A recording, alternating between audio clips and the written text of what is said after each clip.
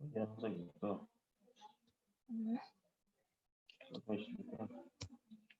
Nilitoka.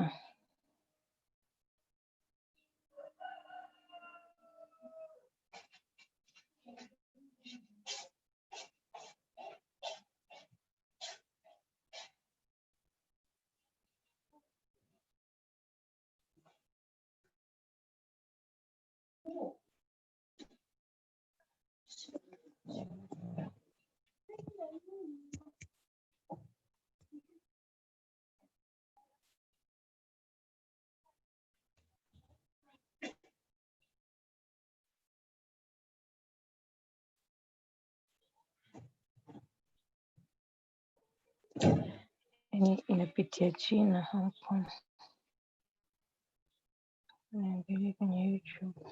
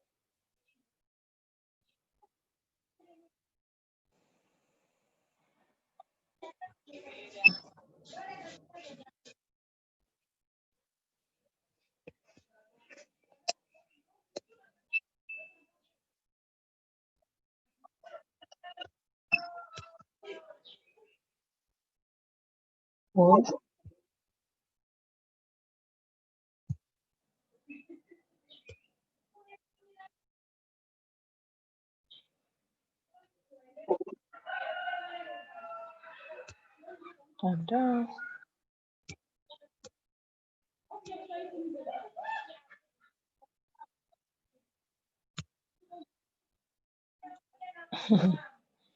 Kama vile video.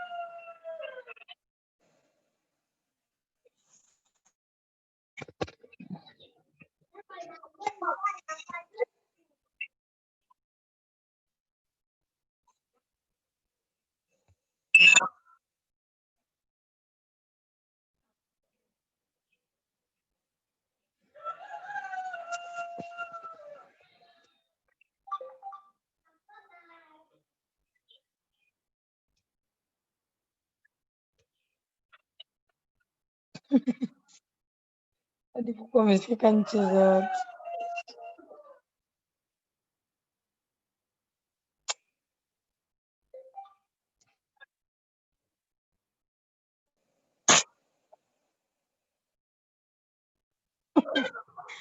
Nchi za watu hizo.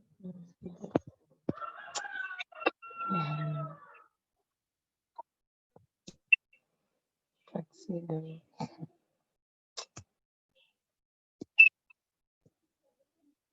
Yes, ndio maana mimi ndio sasa.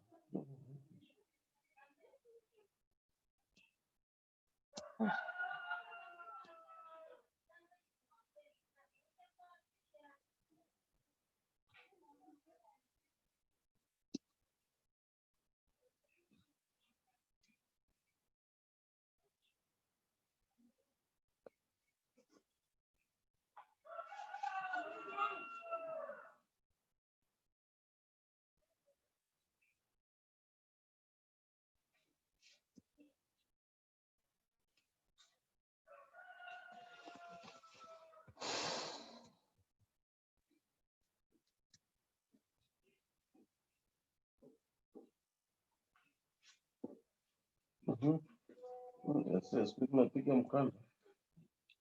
Chama yenu hicho.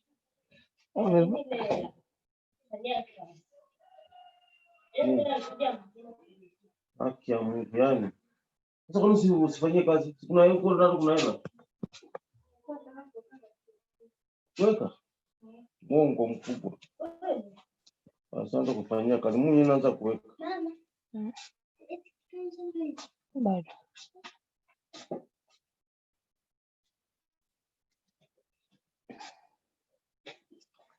Albina. Sampang.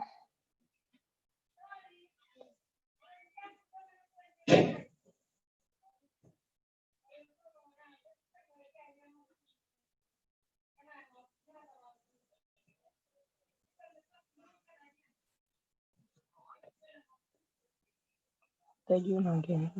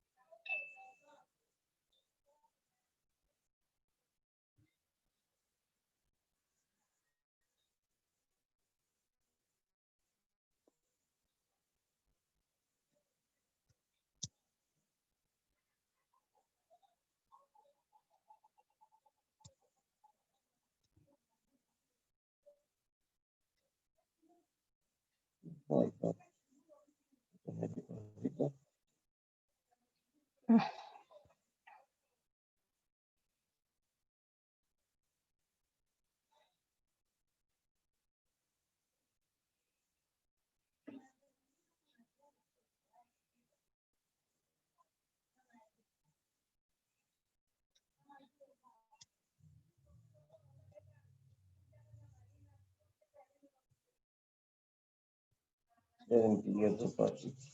Na kuzingua.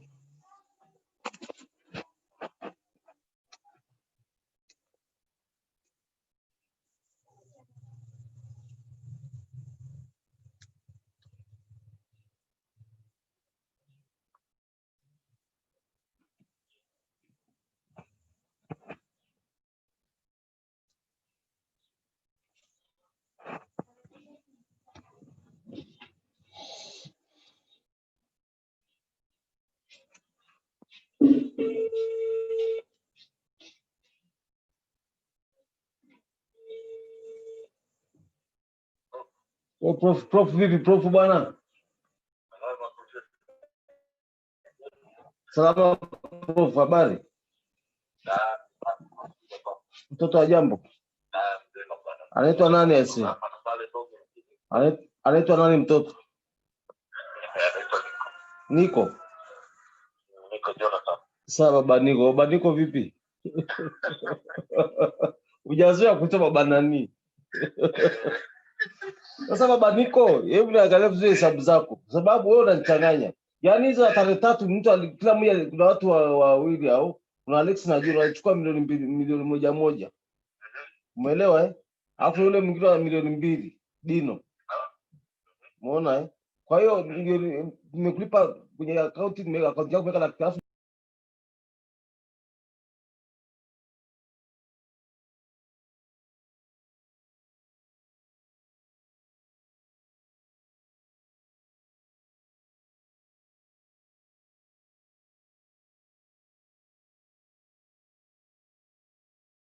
Nisaba kwa kwa sita. Hapa kwa sita ndani. Sasa kwa sita. Akachukua Haya chukua mzotano yule.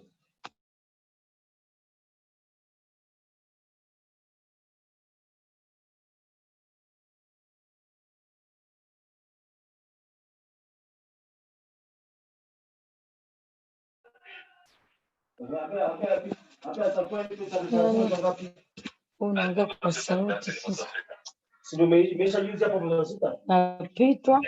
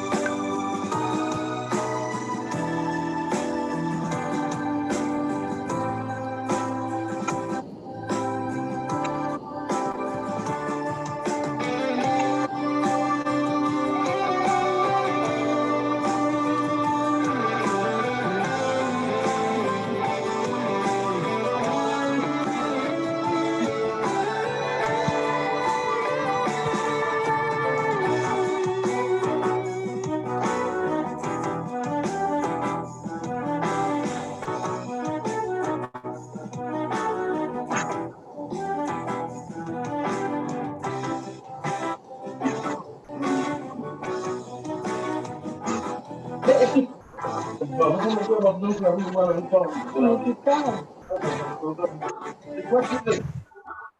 Nini? Nini? Pochi yangu leseni, pochi yangu nimechukua. Sasa utanipanga panga hapa na. Wewe taksida. Natoka nachukua nguo zangu kwa jana.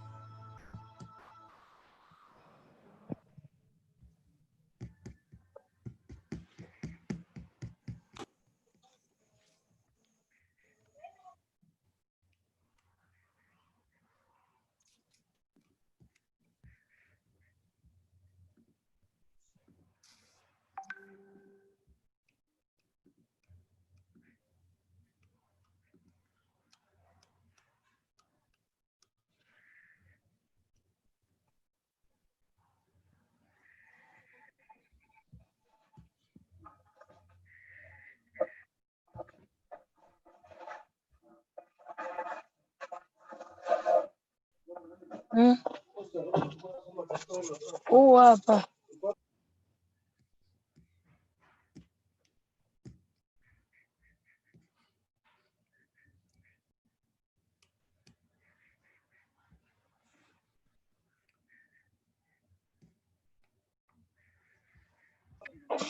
Kwa na nguo ambazo ziko na pochi suruali.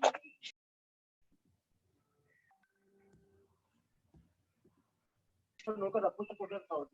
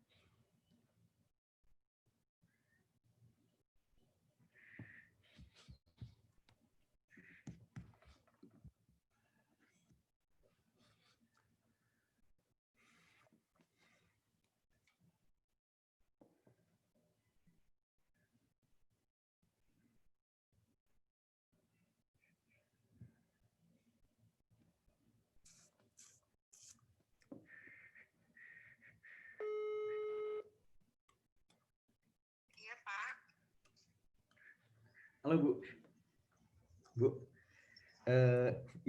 izin tukeran dulu boleh nggak Bu? Ibu host dulu, Ibu jadi itu mah ngurusin VIP room, boleh nggak Bu? Oke. Ibu ya. Tapi saya jadi co-host ya, maksudnya saya sambil nyetel lagu gitu loh Bu maksudnya. Oh iya. Ya, nanti saya jadi co-host ya Bu. Saya yang zoom ya Bu. Oh sepanjang acara.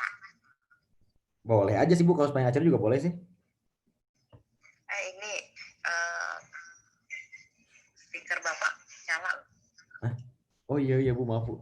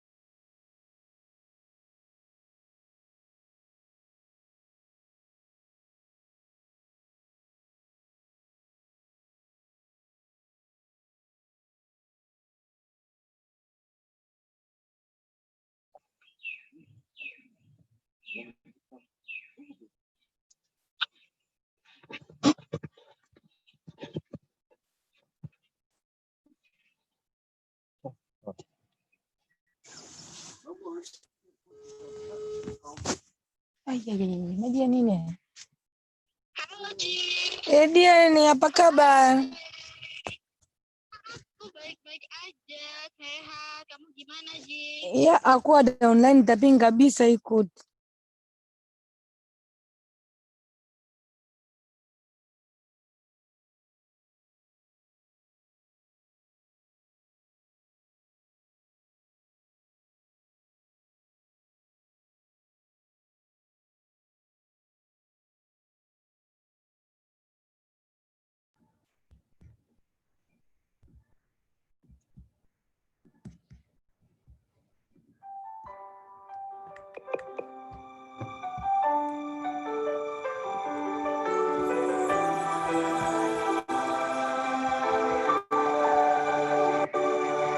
Kampus terbaik, inspirasi, tebarkan harapan. Kampus terbaik, inovasi, wujudkan impian. Kampus terbaik, integritas, kuatkan tujuan. Kampus terbaik, beri terbaik untuk negeri, untuk dunia. umat manusia dan alam semesta.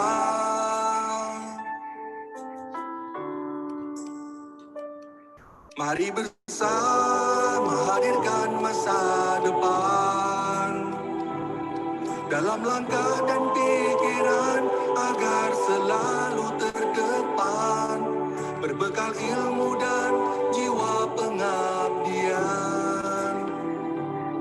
Deras arus zaman takkan tertahan, majulah melangkah, oh majulah.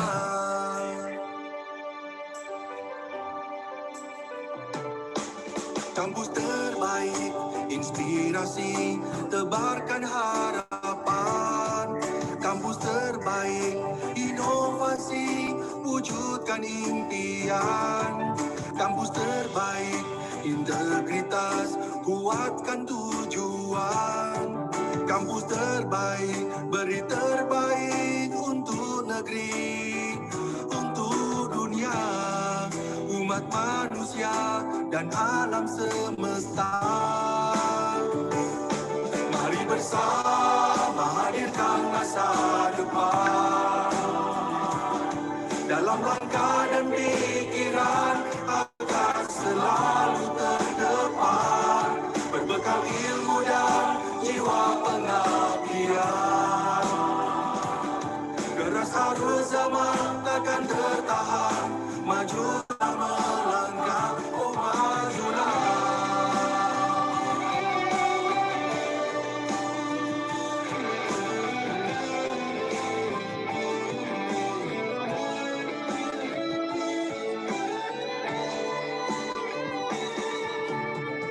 Terus berpacu dalam keunggulan,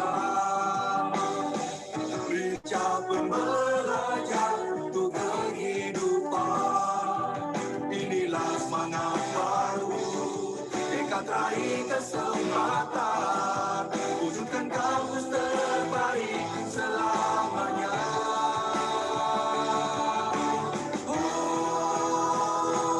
Mari bersama hadirkan masa depan dalam langkah dan pikiran agar selalu terdepan, berbekal ilmu dan jiwa pengabdian. Deras arus zaman takkan tertahan, majulah melangkah. Mari bersama hadirkan masa depan dalam langkah dan pikiran agar selalu terdepan, berbekal ilmu dan jiwa pengabdian. Deras arus zaman takkan tertahan, majulah melangkah, oh majulah. Wujudkan kampus terbaik selamanya. Wujudkan kampus terbaik selamanya. Wujudkan kampus terbaik.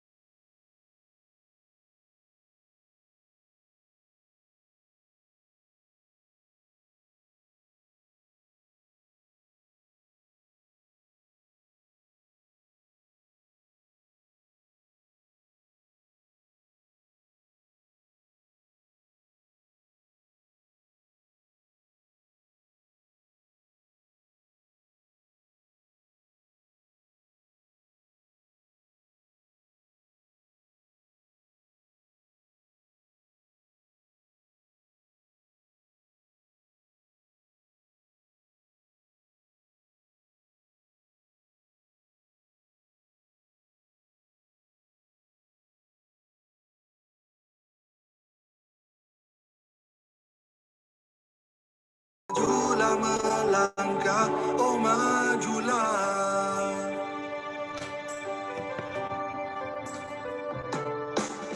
Kampus terbaik, inspirasi, tebarkan harapan. Kampus terbaik, inovasi, wujudkan impian. Kampus terbaik, integritas, kuatkan tujuan. Kampus terbaik, beri terbaik untuk negeri, untuk dunia, umat manusia dan alam semesta. Mari bersama hadirkan masa depan dalam langkah dan pikiran agar selalu terdepan, berbekal ilmu dan jiwa pengabdian. Deras arus zaman takkan tertahan, majulah melangkah, oh majulah.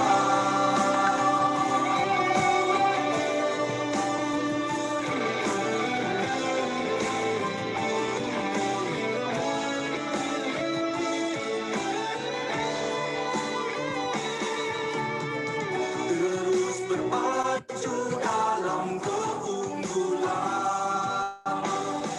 lincah pembelajar untuk kehidupan. Inilah semangat baru, tekad raih kesempatan, wujudkan kampus terbaik selamanya.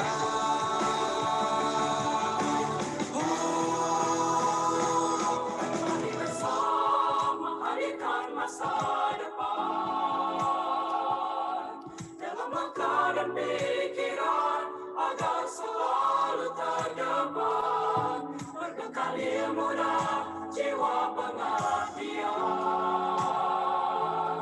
Deras arus zaman takkan tertahan, majulah melangkah. Mari bersama hadirkan masa depan dalam langkah dan pikiran agar selalu terdepan, berbekal ilmu dan jiwa pengabdian.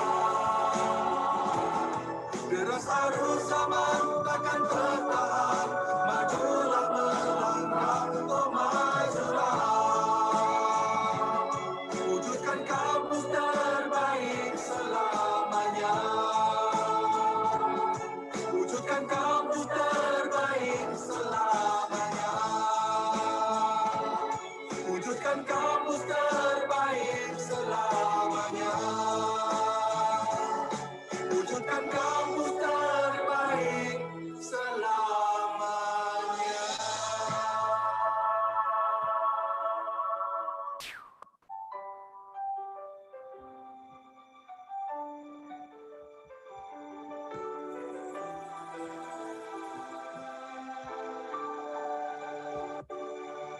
Kampus terbaik, inspirasi, tebarkan harapan. Kampus terbaik, inovasi, wujudkan impian. Kampus terbaik, integritas, kuatkan tujuan. Kampus terbaik, beri terbaik untuk negeri, untuk dunia, umat manusia dan alam semesta.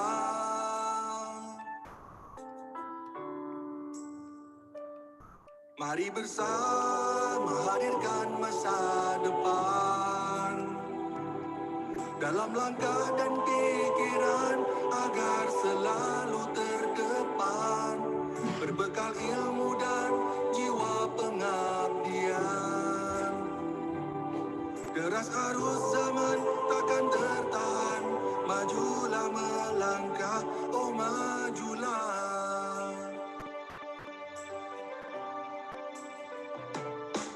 Kampus terbaik, inspirasi, tebarkan harapan. Kampus terbaik, inovasi, wujudkan impian. Kampus terbaik, integritas, kuatkan tujuan. Kampus terbaik, beri terbaik negeri, untuk dunia, umat manusia dan alam semesta. Mari bersama hadirkan masa depan dalam langkah dan pikiran agar selalu terdepan, berbekal ilmu dan jiwa pengabdian. Deras arus zaman takkan tertahan, majulah melangkah, oh majulah.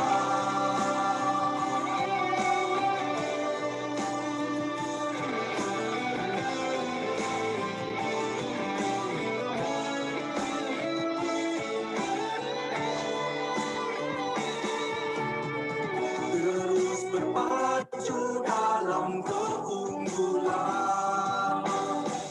lincah pembelajar untuk kehidupan.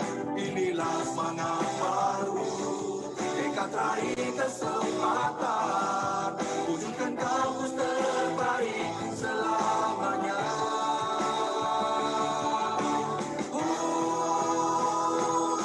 Mari bersama hadirkan masa depan dalam langkah dan pikiran agar selalu terdepan, berbekal ilmu dan jiwa pengabdian.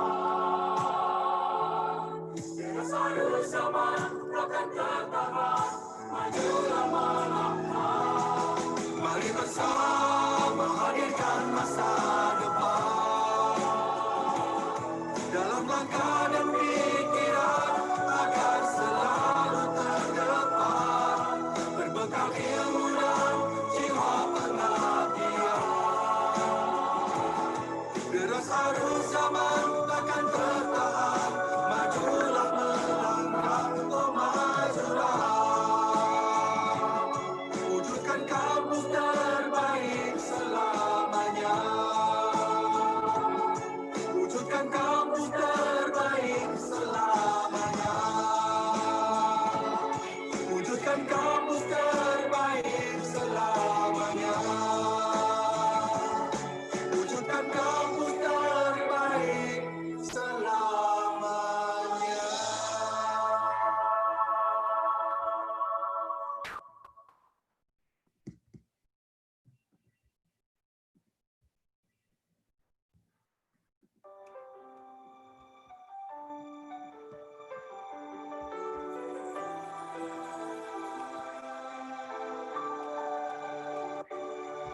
Kampus terbaik, inspirasi, tebarkan harapan.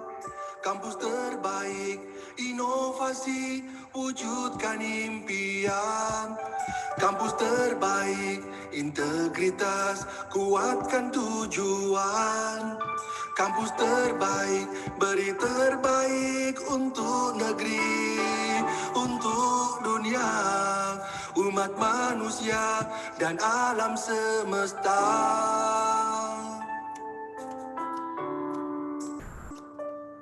Mari bersama hadirkan masa depan dalam langkah dan pikiran agar selalu terdepan, berbekal ilmu dan jiwa pengabdian. Deras arus zaman takkan tertahan, majulah melangkah, oh majulah. Kampus terbaik, inspirasi, tebarkan harapan. Kampus terbaik, inovasi, wujudkan impian. Kampus terbaik, integritas, kuatkan tujuan. Kampus terbaik, beri terbaik untuk negeri, untuk dunia, umat manusia dan alam semesta. Mari bersama hadirkan masa depan dalam langkah dan pikiran agar selalu terdepan, berbekal ilmu dan jiwa zaman takkan tertahan. Majulah melangkah, oh majulah.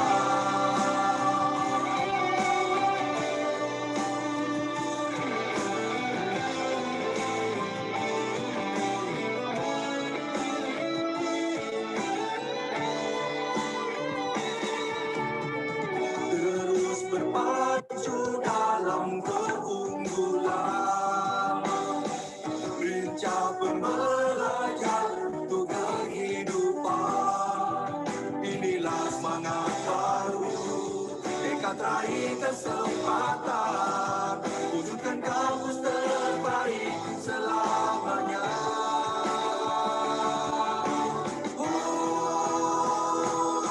Mari bersama hadirkan masa depan dalam langkah dan pikiran agar selalu terdepan, berbekal ilmu dan jiwa pengabdian. Deras arus zaman takkan tertahan, majulah melangkah. Mari bersama hadirkan masa depan dalam langkah dan pikiran agar selalu terdepan, berbekal ilmu dan jiwa pengabdian.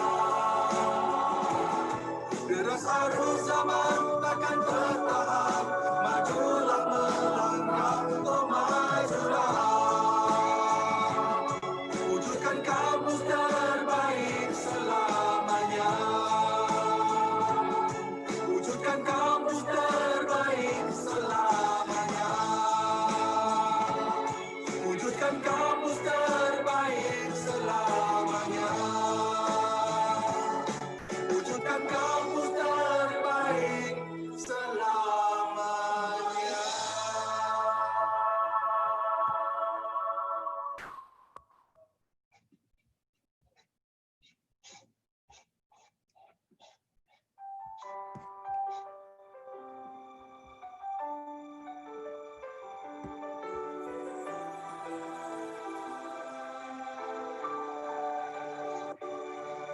Kampus terbaik, inspirasi, tebarkan harapan.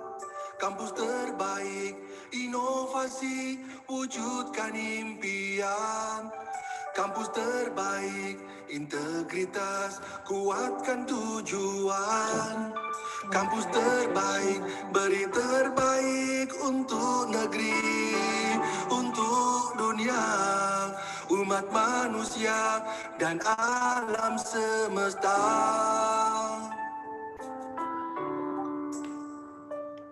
Mari bersama hadirkan masa depan dalam langkah dan pikiran agar selalu terdepan, berbekal ilmu dan jiwa pengabdian.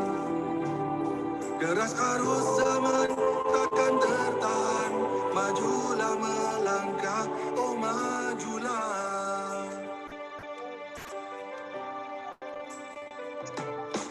Kampus terbaik, inspirasi, tebarkan harapan. Kampus terbaik, inovasi, wujudkan impian. Kampus terbaik, integritas, kuatkan tujuan. Kampus terbaik, beri terbaik untuk negeri, untuk dunia, umat manusia dan alam semesta. Mari bersama hadirkan masa depan dalam langkah dan pikiran agar selalu terdepan, berbekal ilmu dan jiwa pengabdian. Deras arus zaman takkan tertahan, majulah melangkah, oh majulah.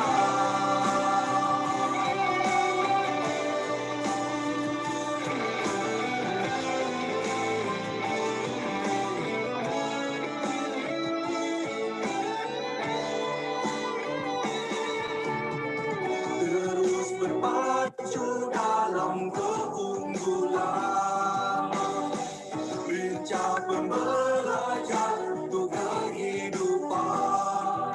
Inilah semangat baru, tekad raih kesempatan, wujudkan kampus terbaik selamanya.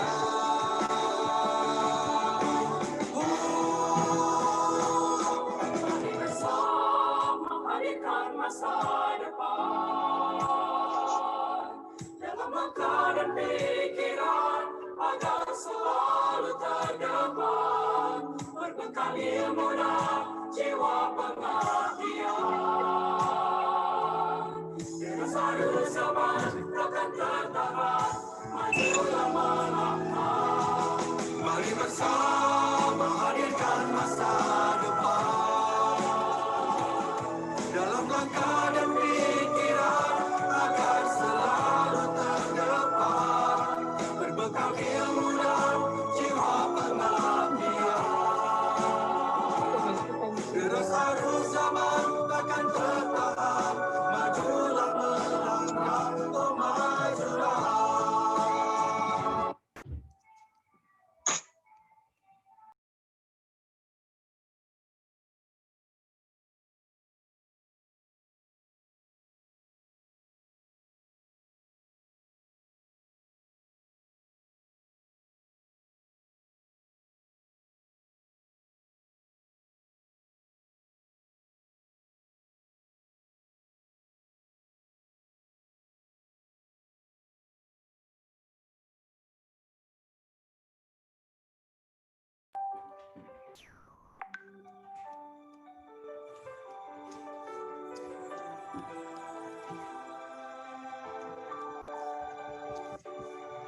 Kampus terbaik, inspirasi, tebarkan harapan.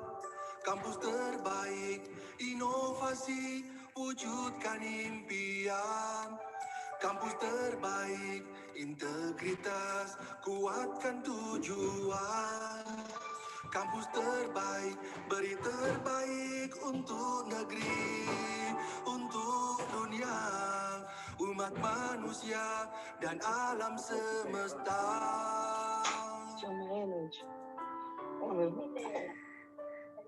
Mari bersama hadirkan masa depan,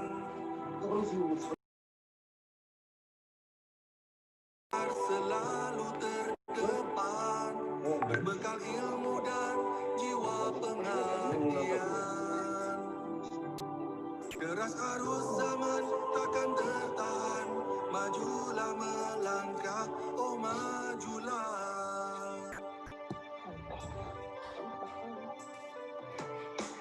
Kampus terbaik, inspirasi, tebarkan harapan. Kampus terbaik, inovasi, wujudkan impian. Kampus terbaik, integritas, kuatkan tujuan. Kampus terbaik, beri terbaik untuk negeri, untuk dunia, umat manusia dan alam semesta.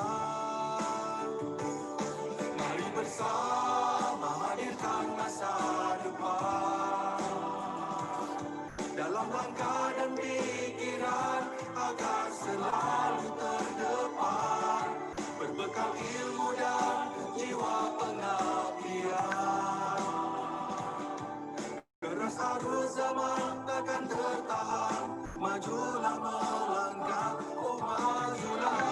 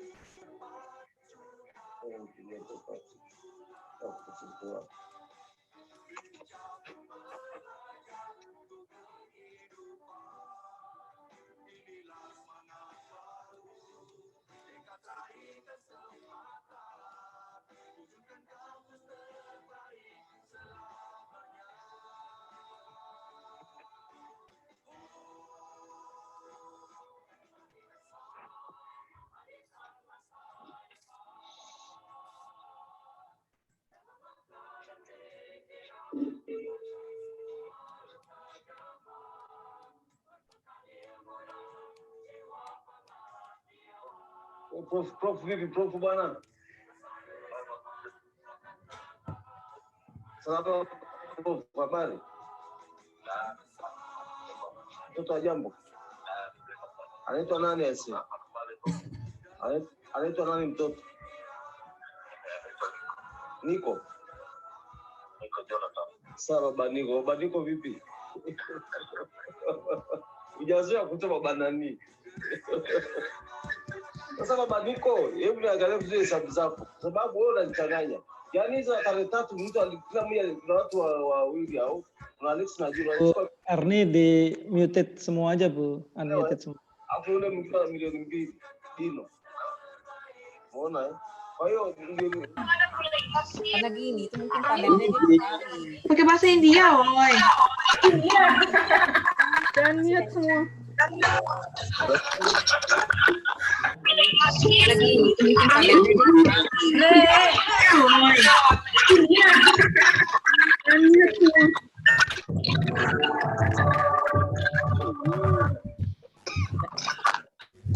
Ini Good yang afternoon. bisa Good morning, ladies and gentlemen.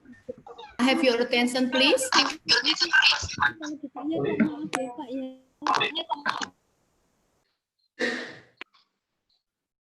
Okay, my name is Ernie Solis. Committee. I would like to welcome all of you to this webinar. It is our privilege to have you with us today. We are now ready to begin the proceeding of the webinar.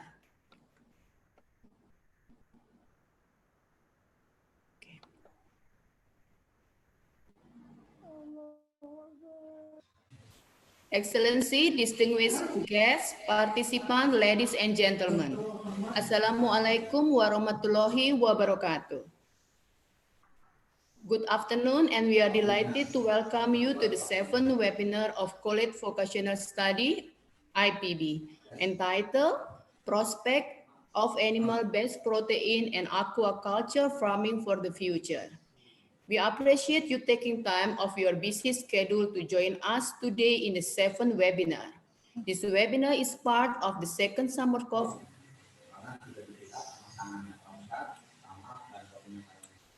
tropical animal production with the theme Quality Improvement, Animal and Fish Production to Face Globalization, Industry-Based Competency. Honorable Professor Dr. Insinyur Dodi Ridho Muhrahman, Master of Science Forestry Tropica, the Vice Rector for Cooperation and Information System of IPB University. Dr. Arif Darjanto, Master of Economics, the Dean College of Vocational Study of IPB University. Dr. Wawan Ospariza and Dr. Bagus Pepinto as Vice Dean of SV-IPB. Of Academic SV-IPB.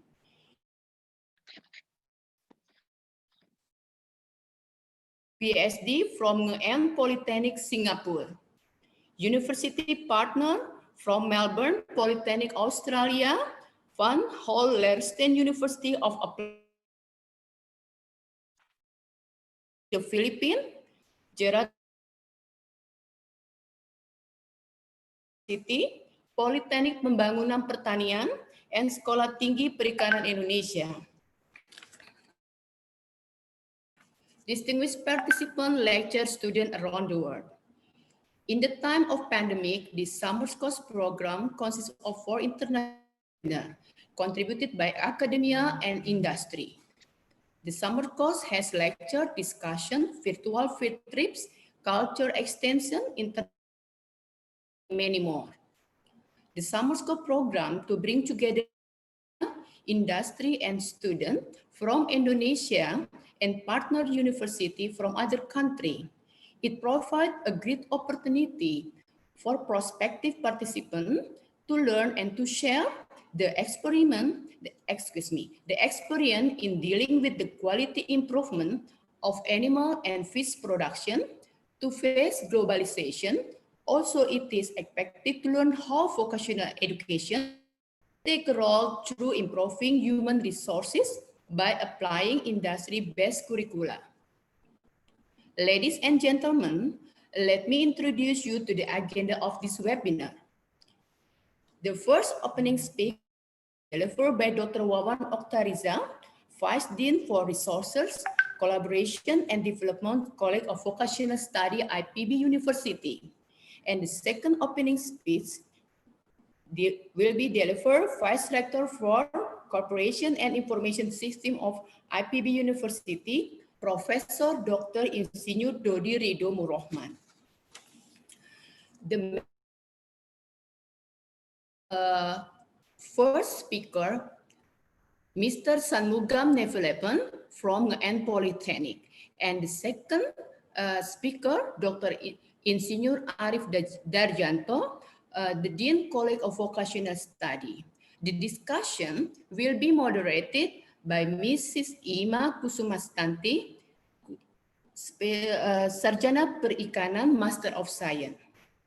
Excellency, participants, ladies and gentlemen, we are now going to listen to the speech delivered by Dr. Wawan Oktariza, Vice Dean for Resources, Collaboration and Development, College of Vocational Study, IPB.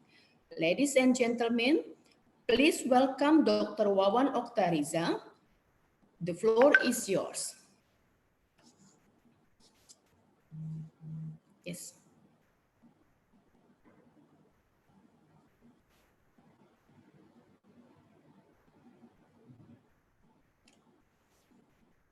Dr. Wawan, time is yours.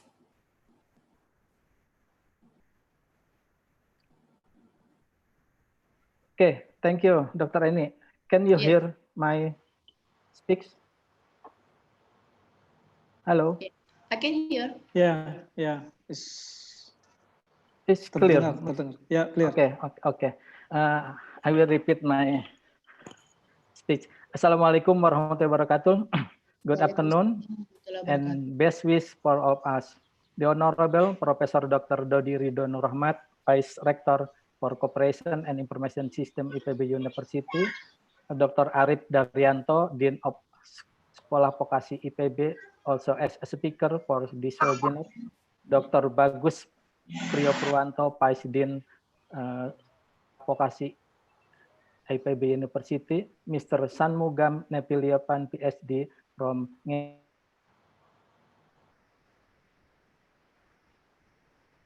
rector and student, all participants for this. First of all, let's pray and thanks into our God, Allah Subhanahu wa Ta'ala, who has been giving us some mercy and blessing so we can attend and gather in this webinar in good condition and happy situation. On behalf of Sekolah Vokasi IPB University, I like thanks to all of you for attending this webinar. The topic of this webinar is prospect of animal-based protein and aquaculture farming in the future. This webinar is a series of summer course activity organized by Sekolah Vokasi IPB University, and the participant of this summer course is come from IPB University, Politeknik Pembangunan Pertanian Bogor, Sekolah Tinggi Perikanan Jakarta, Tarlac Agriculture University Philippines, Van Larenstein University of Applied Science Netherlands, and Melbourne Polytechnic Australia. Livestock and fisheries and aquaculture have significant and growing role in providing food, nutrition, and employment. Livestock contribute to nearly 40% of total agriculture output in developed country and 20% of developing country. 30% of global food protein supply come from livestock. Meanwhile, in fishery sector, since early 1990, most growth in production from the sector as a whole has been from aquaculture, while capture fisheries production has been relatively stable. Global aquaculture production from 1990 to 2018 rise 527%, and global capture fishery practice production only rise 14% during the same period. Along with the increase in population and community income, protein need must be fulfilled by the agriculture, fisheries, and animal husbandry sector. In this webinar, we will hear the presentation of two speakers about the how the trend and challenges of providing protein from the fisheries and livestock farming sector in the future. Hopefully, this webinar will increase our knowledge about business development opportunity in the aquaculture and animal husbandry sector in the future. That's all, Mas Sweet. Thank you for your kind attention. Wassalamualaikum warahmatullahi wabarakatuh.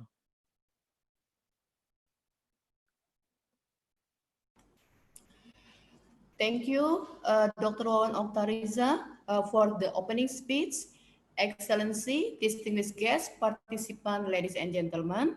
Now we are going to listen the opening speech delivered by Professor Dr. Insinyur Dodi Ridho Murrahman, the Vice Rector for Cooperation and Information System of IPB University. And afterward, we would like to request the Vice Rector to officially open the seventh webinar. Ladies and gentlemen, please welcome Professor Dr. Insinyur Dodi Ridho Murrahman. The floor is yours.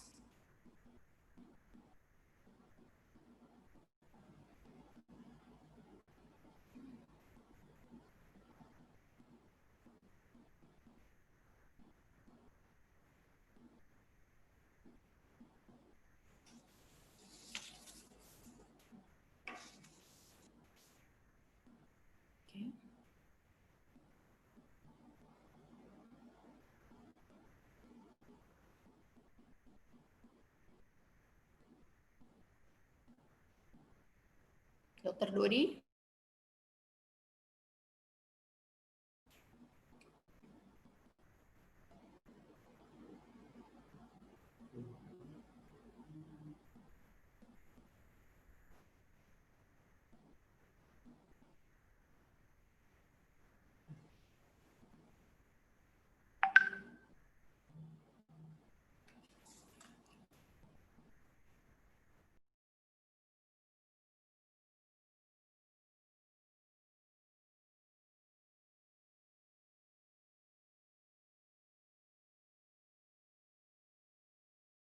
Halo? Ya, jelas Mas Dodi. Yes, Go ahead. yes, Yeah, sorry. Yeah, Interrupt, disconnect, unstable signal. yes, Prof. Dodi, please. Okay, thank you very much, Honorable Dr. Arif Daryanto, the Dean of IPB College of Vocational School, Dr. Wawan Oktariza, Vice Dean of IPB College of Vocational School, Mr. San Mugam Neviliapan, PhD, GN Polytechnic Singapore, delegations and participants, ladies and gentlemen, Assalamualaikum warahmatullahi wabarakatuh. Selamat siang. Waalaikumsalam warahmatullahi wabarakatuh. May I share my presentation, a very short presentation actually. Sorry. Silakan, Prof. Okay. Do you see my presentation? Not yet, Prof. Not yet? Yes, with the Okay. Yes. Okay. Yes, Prof. Okay. Sorry, this not.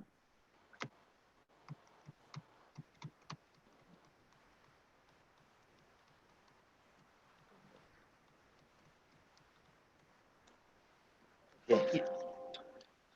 Ladies and gentlemen, it is a great pleasure for me to welcome you to the seventh webinar, The Future of World Development in Aquaculture Industries and Agriculture, to be held on 7th of July 2020 virtually through a Zoom meeting. Amid this pandemic that already put us in a difficult situation where we cannot make the physical meet, but I do hope that we always maintain good health. The webinar is jointly organized by IPB College of Vocational School and Directorate of International Program as part of International Summer Course Agenda. It is also an honor for IPB University to welcome representatives from our partner academies, as well as experts from life science and biochemical technology to the webinar today. Please welcome to Mr. Sanmugam Reviliapan, PhD from Jian Polytechnic Singapore. Thank you for making your time to attend this webinar. To keynote speakers, moderators, and distinguished participants, we look forward to your idea, contribution, and also active collaboration during this webinar so that we all meet our goals and expectations. This also serves as a good opportunity for all of us in the animal science and fisheries, especially in the animal-based protein industry and aquaculture, who have come to CATS network and get acknowledged better. IPB University is among the universities that have been actively conducting remarkable scientific research in animal science and also fisheries, as well as collaborating with numerous overseas universities. These days, we often heard about the rising demand of animal-based foods, such as meat, milk, cheese, and so forth. The world population, which keeps growing, had hugely increasing the pressure on the livestock industries. People tend to aim for high-value animal protein, and it is completely shown on the data that ASEAN consume animal-based protein for about 55 grams approximately, while US and Canadian consume the animal-based protein at the highest rate. This is data about animal-based protein consumption in the world. So we have a problem concerning both supply side and demand side of the food, and Indonesia is the second largest contributors for food waste in the world. It is ironical situation while many people in Indonesia didn't meet living standard of wealth, but we produce a large amount of food waste in hotels, restaurants, yeah, perhaps parties, wedding celebrations, yeah, for example, and other events. It is a sad situation, yeah. We still have also a problem concerning supply side, yeah, lack of farmlands, yeah. Our farmlands in Indonesia farm allocation in Indonesia only about 21% of the total land surface of the country. So it is much less than British, for example, England, UK.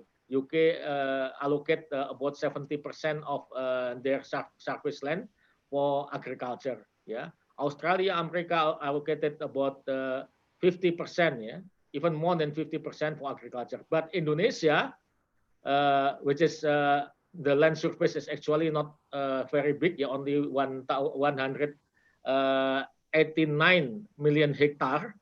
Yeah, and we have to serve about 270 million people. Yeah, we only allocate about 40 million hectare, or about 21% for farmlands. It is of course very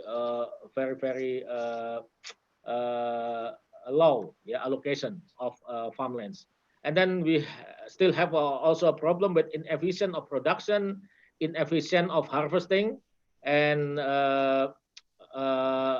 processing. Yeah, so what we call it usually as food loss. Yeah, so we have a problem with not only food waste but also food loss. Yeah, food waste is problem concerning demand side or customer behavior, but we also have a problem still have a problem in supply side. Yeah, and inefficient distribution.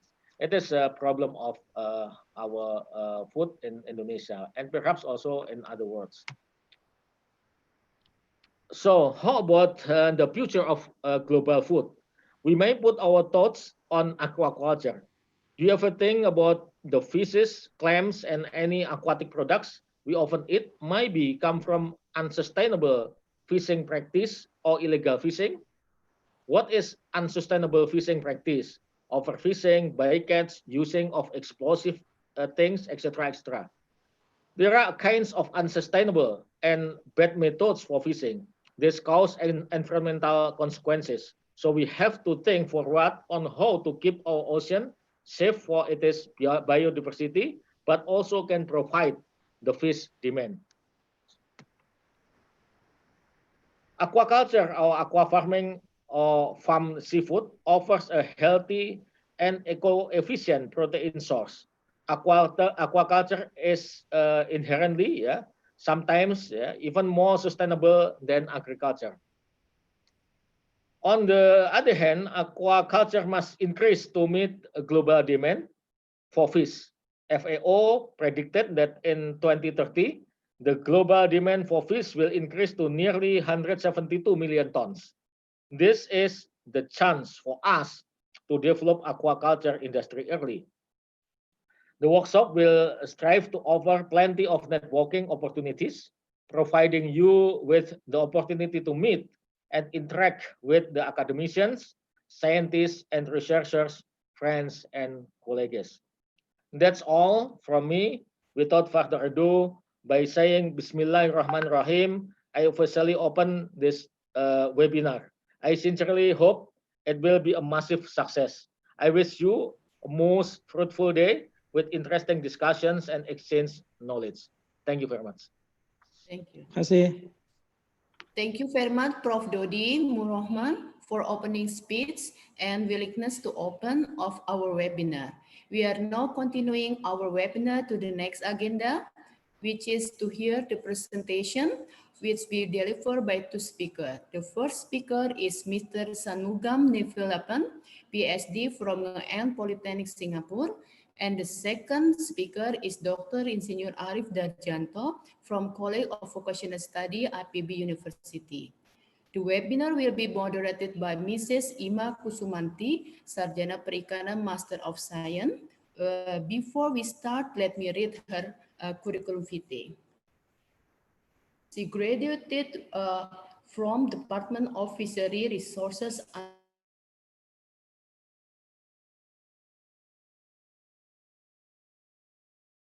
Science from Lebanese Zentrum für Marine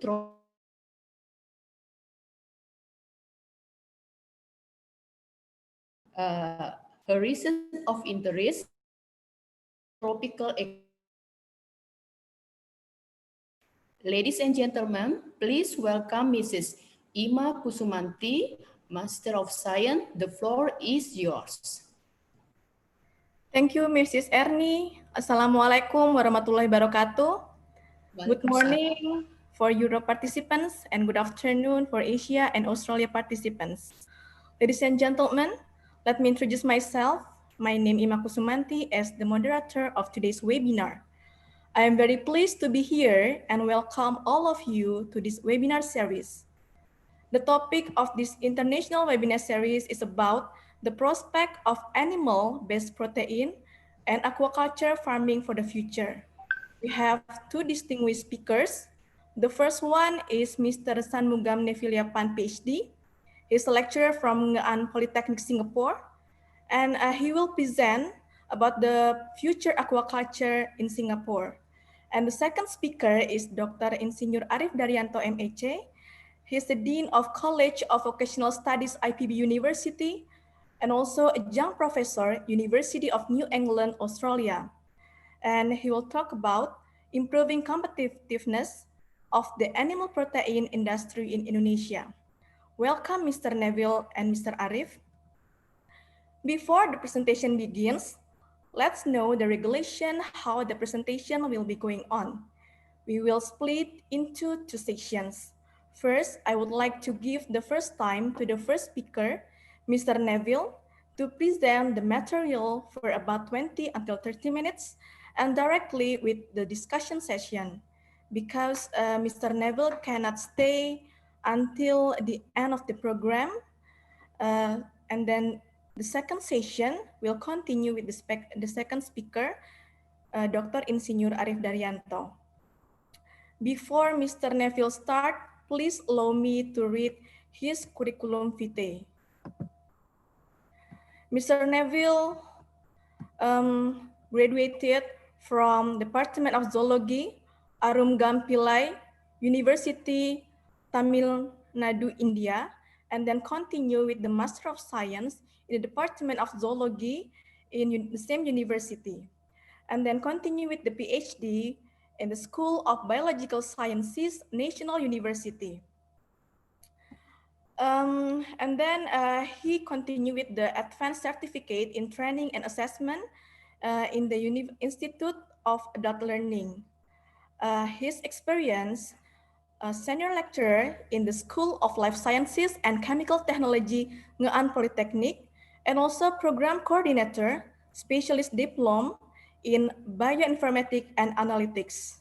And his adjunct lecturer, the University of Western Australia Singapore campus, managed by PSB Academic Singapore.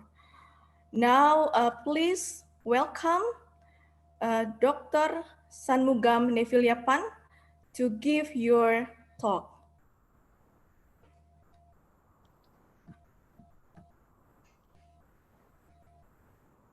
Good afternoon, everyone. Can you all hear me? Yes, we can hear it clearly. Okay, thank you so much. Yeah. Firstly, I'd like to thank the organizers, deans, vice dean, organizing committee, for giving this wonderful opportunity to share my aquaculture experiences from Singapore. Without further ado, let me share my screen and then I continue my presentation.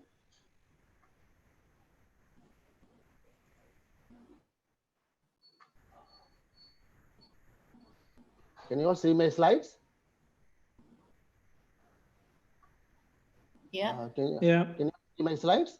Yep. Yes, Mister. Yes, Just Mister. put slides slow. Okay. Just a minute. Try to put it in the. I'm trying to put it in the full view. Option. Okay. All right. If you can see the slides. All right.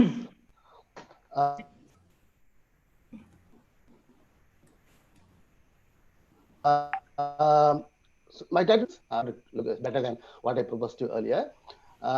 Aquaculture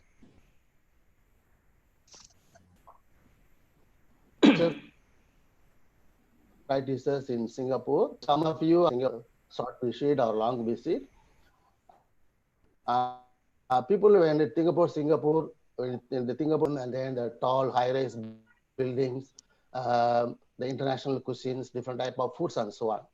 They hardly think about is there any aquaculture practices in Singapore. In fact, we do have about 112 licensed fish farms.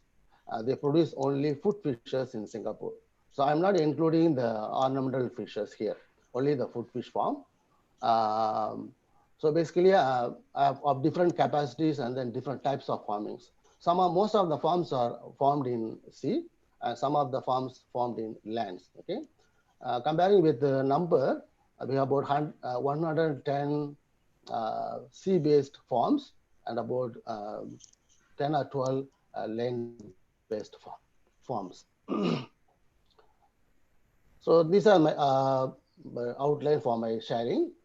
So what is present at the moment? What's happening in Singapore in terms of aquaculture? And what are the commonly produced food fishes in Singapore? And what are the type of culture system the farmers follow here? Basically land-based and sea-based. There are two types. And what are the future direction? So this is what the government is very keen on this. And most of the farms are still following the traditional method of culture.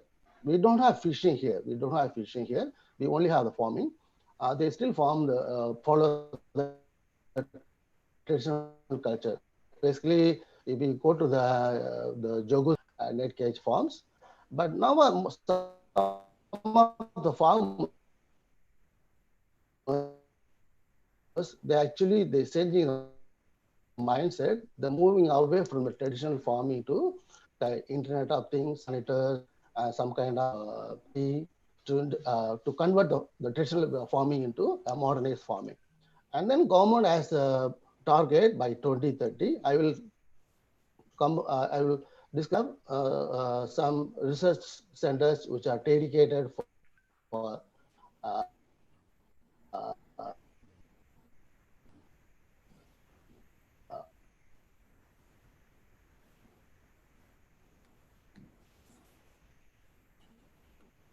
Hello.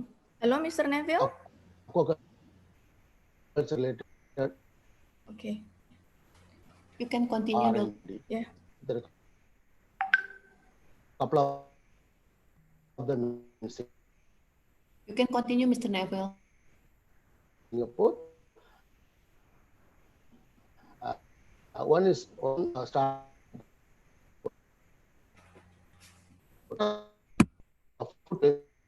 basically.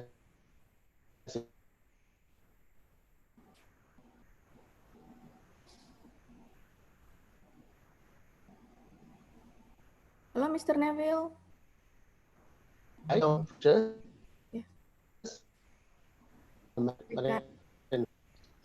called a group app, but the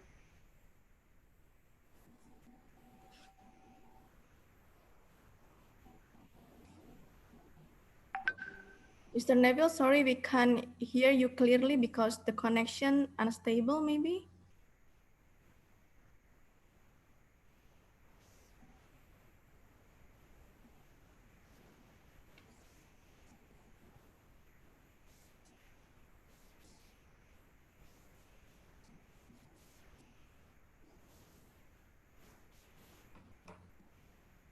Hello, Mr. Neville. connection issue. Hello. Hello, Mr. Neville. Yeah. Okay, I'm back again. I think I need to share this. Hope you can view the slides now. Yes, okay. we can Because see it. some connection problem. Yesterday it was okay. Now today I don't know, some problem with the connection. Sorry about that. Okay. So the land-based farms mostly produce tilapia, catfish, some of the freshwater species. And then as per the last year's statistics, the local production is about 10% of the local consumption, which means we import 90% from overseas.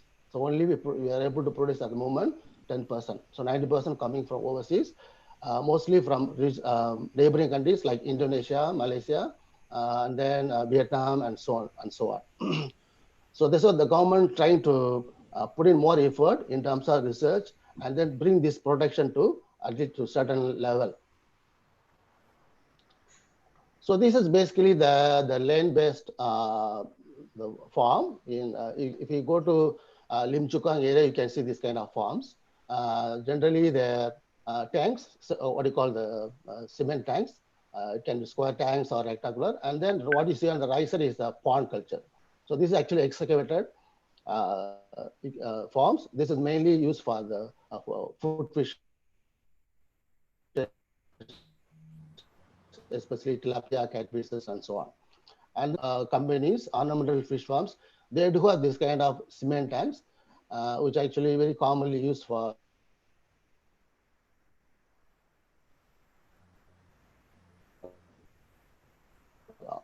ornamental fishes, different capacities.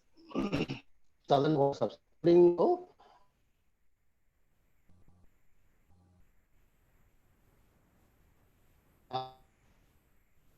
So this is based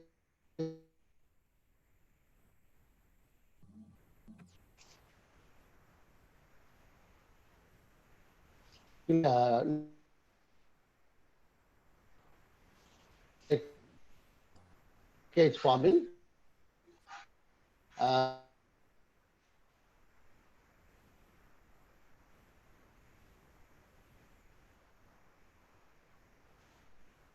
Hello, Mr. Neville. We have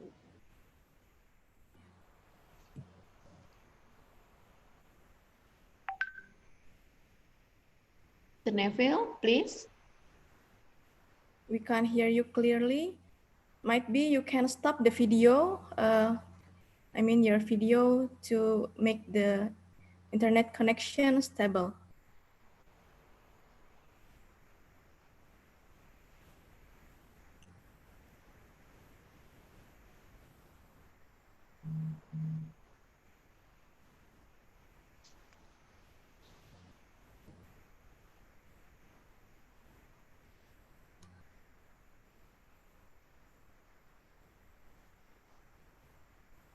Hello, Mr. Neville.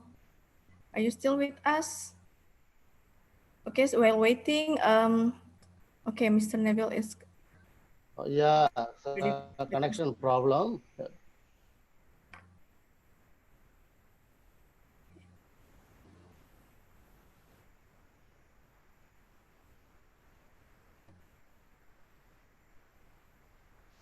Again, yeah.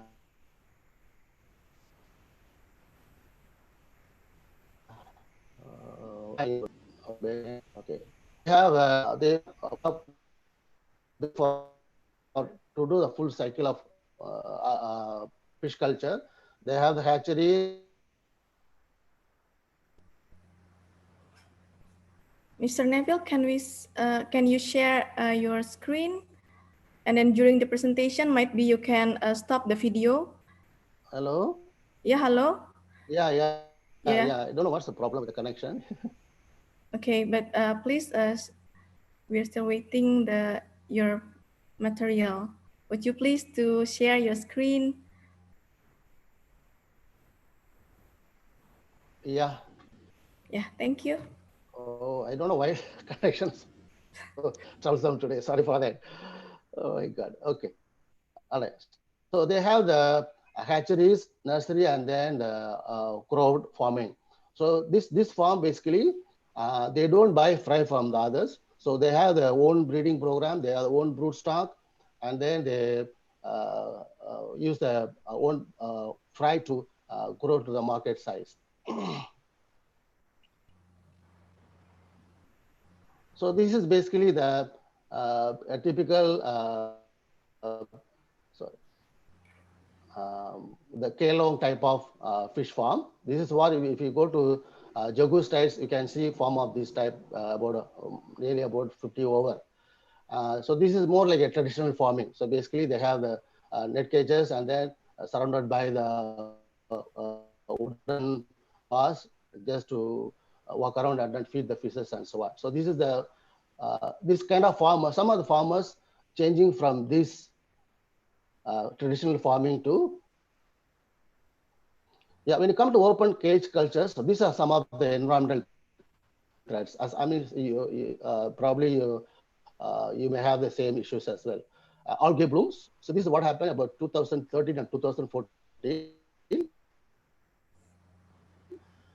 Suddenly there was the entire farming in that year. About 2013-14, there was a huge economic loss, and then almost within a week, all the farmers closed the farm because nothing left. And then sometimes oil spills, not sometimes actually, it does happen due to a vessel collision. And then waste discharge from industries. This is, although Singapore has a very strict rules for against this kind of waste discharge, but it happens sometimes. And also climate change leading to warmer waters. This is global warming, we all know about that. So this is actually, it's a bit threatening to cage culture species, and occasional low DO, which means the low dissolved oxygen. So this is actually, especially there's low dissolved oxygen, and then there's a lot of algae bloom in the night times, actually problems. So the farmers trying to move to a modern farming. So this is like, some of you might heard about this group. It's called Apollo Aquaculture Group. This group actually traditionally started with ornamental fish farming. That was in 1960s. Now actually moving to food fish farming so that's what they call marine heritage and technology. So this actually is now the second generation running this farm very successfully. And also they open they're going to open actually they already started working. It's going to complete in 2022. The sea bass culture.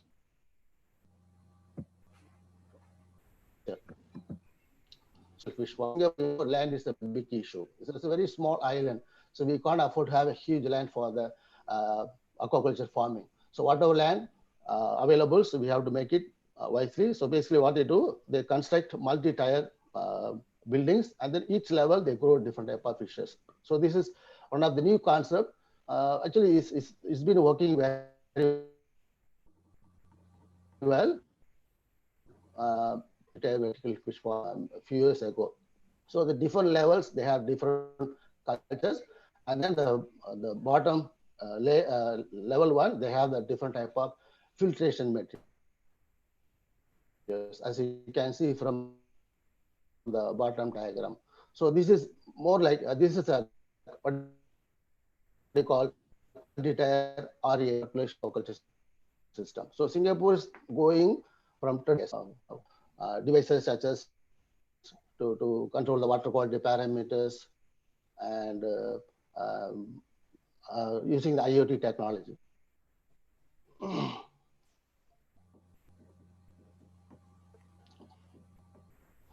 So this is basically some of the characteristics of this multi-tier device.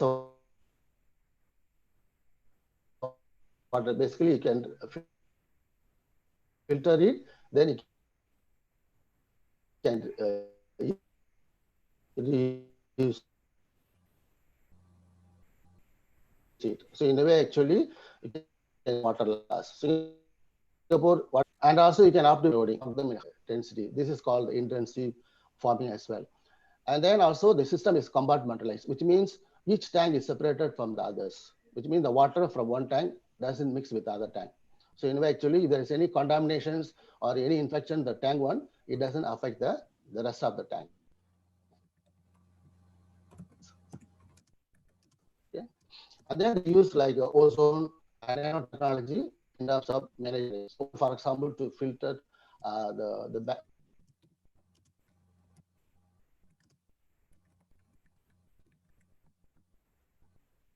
kill the bacteria, virus, whatever, any pathogens present in the water. For example, we cannot use antibiotics in food fishes, especially. So this nanotechnologies help to immune growth parameters for the fish health management. So when you use RAS, so basically these are some of the advantages comparing with the open cage farming.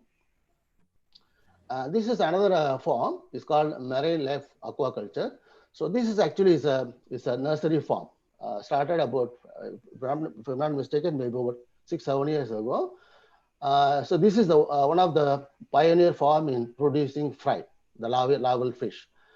So basically, once they produce larvae, then it takes about 5 days to 1 week to transfer to the farming, and also grading, because when they do the grading, they grade according to the size.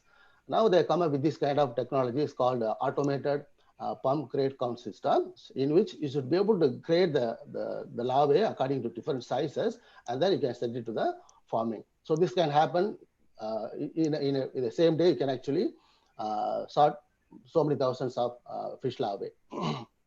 So this is one of the recent developments in the larval segregation. So moving on to modern farm series. So this is the Singapore.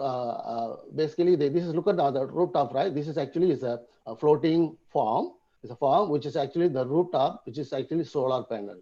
So this solar panel basically they absorb sunlight, and then it produce what do you call it, store energy for the farm running. So basically, you don't need to rely on the electricity.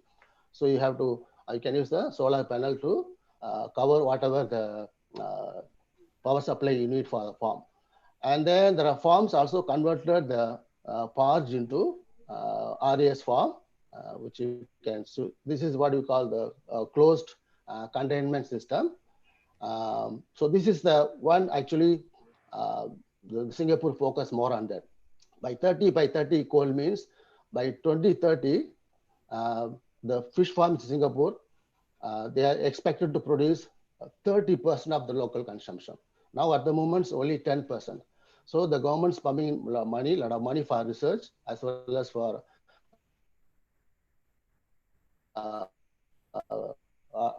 research and farming, modern farming, and produce the target is about 30% of the local consumption by 2030.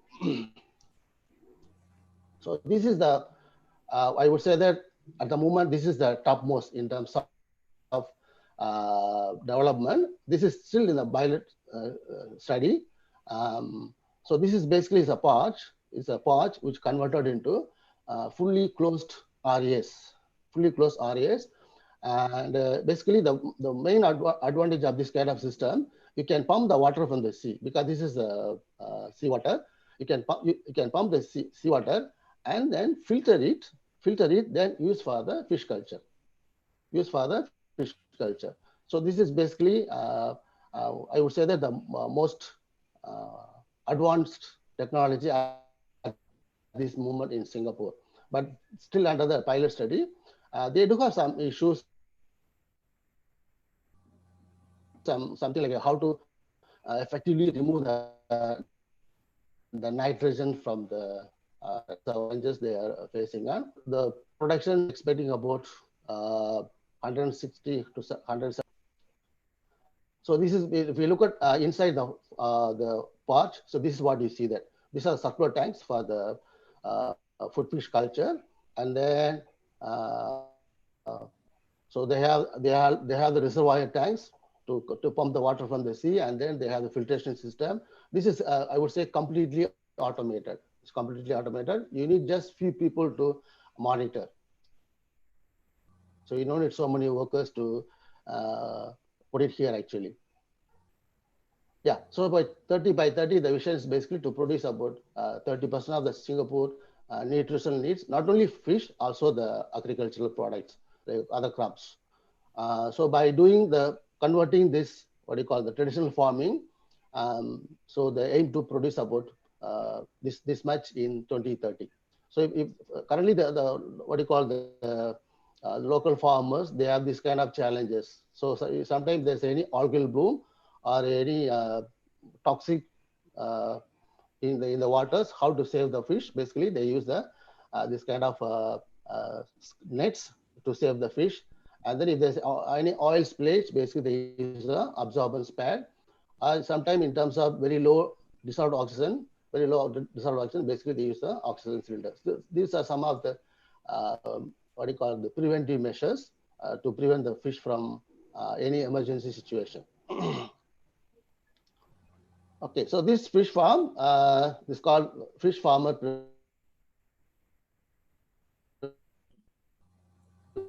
Private Limited. He actually really used IoT. For example, if there is this farm, okay, and the sensor will treat this handful, the air blowers to so this is the IoT kind of technology.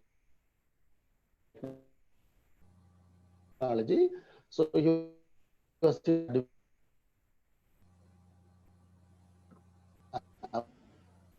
which is basically if there's any low DO, just give backup solutions available in its form. And he also uses solar panel to get the.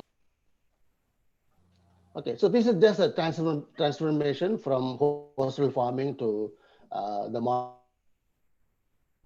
modern farming. As you can see from here, with the modern farms, definitely it involves a lot of money. And government recently pumping a lot of millions for this kind of transformations. Okay, last part, we do have a couple of aquaculture research institutes in Singapore. This one is called Marine Aquaculture Center, which started in 2003. This is located in St. John's Island, nearer to the Sentosa Island. From Sentosa Island, about 10-15 minutes boat ride. So this main focus of marine aquaculture is basically to help the farmers. Whatever problem they come up with, help the farmers. And they do a lot of research in terms of selective breeding brood stock management, and other things. And then they do have collaboration with NUS, universities, and other research institutes.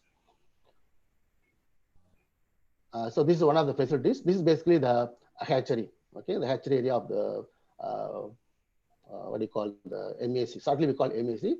They do have program for the public as well as overseas for in terms of training, provided training, customized short courses for the locals, farmers, as well as foreigners. Okay, lastly, so this is one of the newest research center. It's called Aquaculture Innovation Center, started about 2 years ago.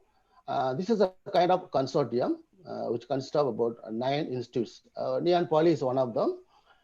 Basically, how this works, the farmers come up with any issues, it can be local or overseas, and then basically they will distribute to the different the partners, and then the partners, based on their capability or the research facilities available, they will basically address the issues. So this is basically very recent and very active. And then they produce, these are the services available at the AIC. So from feed development, feed quality testing, enrichment, and so on. For example, our Neon Poly, our focus main on the feed, fish nutrition. For example, other polys like Republic Poly or what do you call Temasek Poly, so they have different capabilities. So basically, based on the needs, so the project will go to that particular institution, and then they'll do the work. So the AAC also provide customized training and certification program for seminar workshops for local as well as overseas partners. I mean, overseas, if anybody approach, they will customize the training for them. So that's basically from me.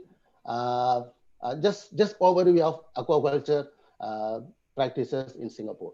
I don't have any data to present, so this is basically just an overview. So that's all from me.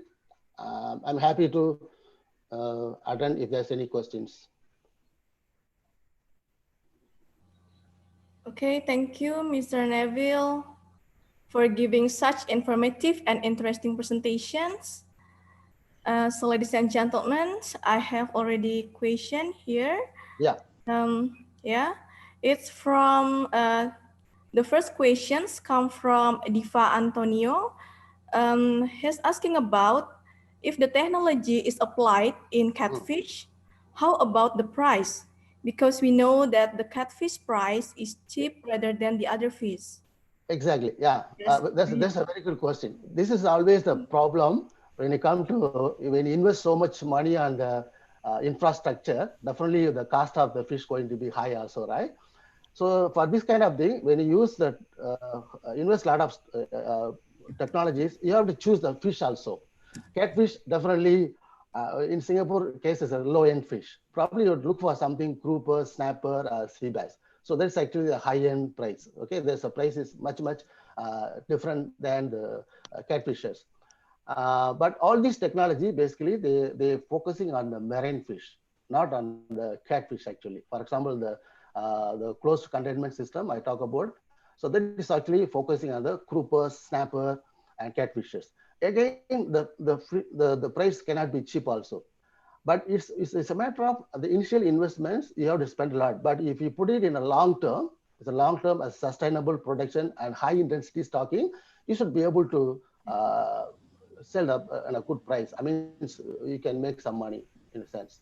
It takes time. Initially, you have to pump in a lot of money, but it takes, in the long run, you should be able to cover it. Yes, because when we refers to the good technology with excellent technology, so we refers with the price as well. Yes, right? correct. That's why we must consider with it. Yeah, because we don't want to lose the money, right? We want to make money, yes. Right? Yeah, yeah. True. Yeah, thank you, Mr. Neville. Welcome. Another question is coming from Lucia Cristela from College of Vocational Studies, IPB University. She wants to ask about the RSA technology. Does the water use need to be changed or not?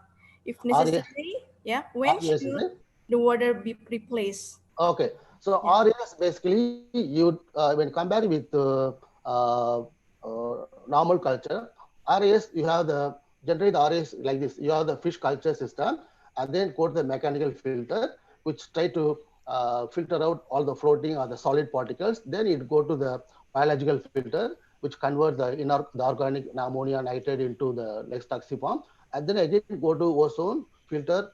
You can add in more compounds. So in a such way, actually, the quantity of water discharge is very low. And you don't need to change every day. Probably once in 2 weeks, you may need to change, you may need to train maybe 10% of the culture water. Compared with every day you discharge a lot of water, maybe once a week or once in 2 weeks, you may need to discharge about, because still you can have some kind of sludge accumulations in the culture system. So in a sense, actually, I would say that the discharge of water is unavoidable, but it will be very minimum in RES. Yes, thank you, Mr. Neville, for the great explanations. And in this occasion, we also have the lecture from Melbourne Polytechnic, Mr. Sadikul Awal. Would you please to ask directly to Mr. Neville? Is it possible, Mr. Sadikul Awal, to give a comments or questions regarding with the presentation from Mr. Neville? Yes, it is. Can you repeat once more the name? Sadikul Awal, I already unmute him. Hi, can you hear me? Yes? Yes. Yes. Yeah.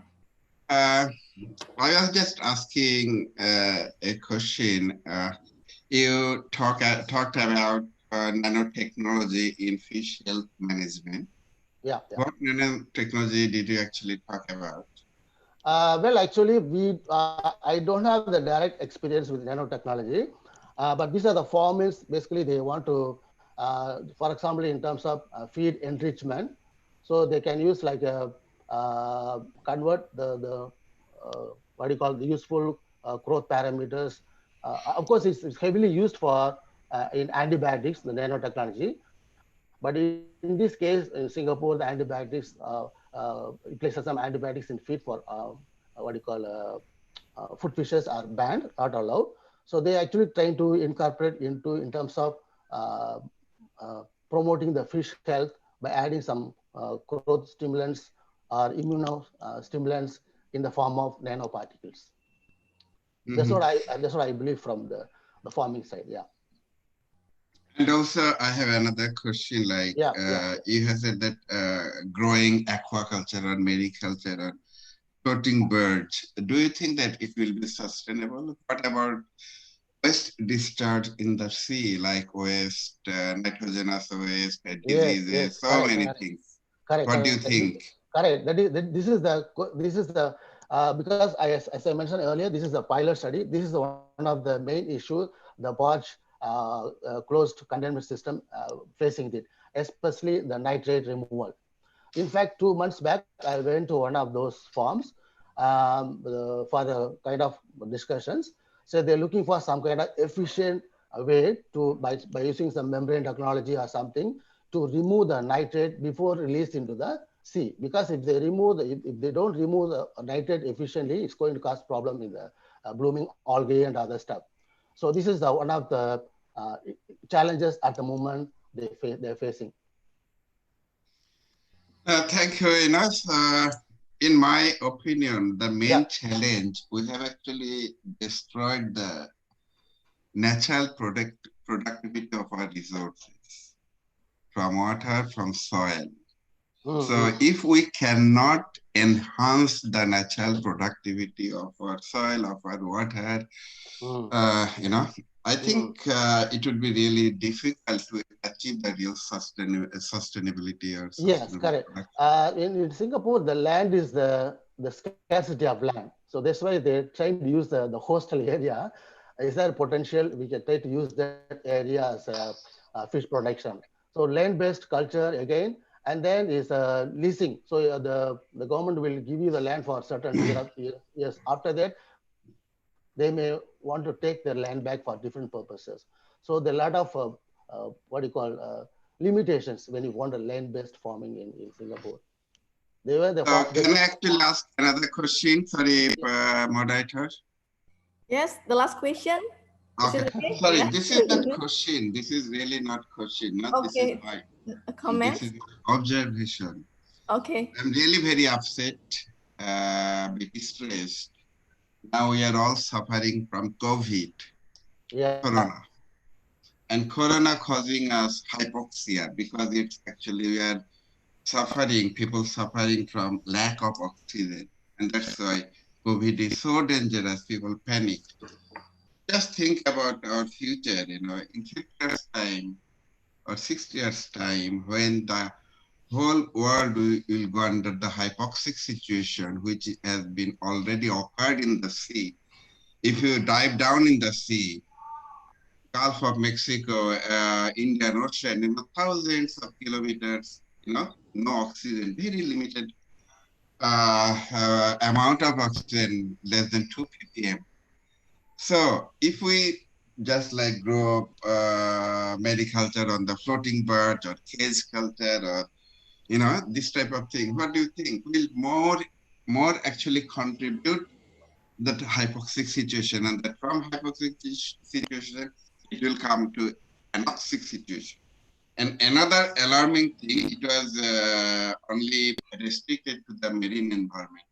An alarming thing is happening now on our land because of microplastic. Just think about this. Whenever actually the whole world, planet will be hypoxic situation, whether we'll be here or in that world, when we see our future generation suffering from hypoxic situation, what will that's really actually upsetting me. And I'm panicking now about our future generation. The main theme of sustainable development, first one, you have to protect your future generation. So what we are doing about our future generation? So that's my question, not to you, to global leaders. Yeah. This is actually, I mean, something everybody should consider that. I mean, in terms of environment. I mean, what you said is I agree with you. So this can happen, gradually. But still, I think we have time because, truly speaking, in terms of environment, like we call it impact, environmental impact, environmental management, but all these are gone. All these are actually obsolete terms. Now we have to focus on restoration. That is my point. Restoration, reclamation. We have to bring back our mother nature as it was before. Still, we can do that. Have got that technology and very simple and cheaper technology, but not many people actually looking into this area. Anyway, thank you so much for giving me this opportunity. Thank you. Thank you, Mr. Sadiqul Awal from Melbourne Polytechnic, for giving us such great comments and also questions to Mr. Neville. And another question, it's coming from Mrs. Yani Hadi Rosyani. She's a lecturer for Aquaculture Department, Faculty of Fisheries and Marine Sciences, IPB. She wants to ask about the workplace employed at fish farming company in Singapore.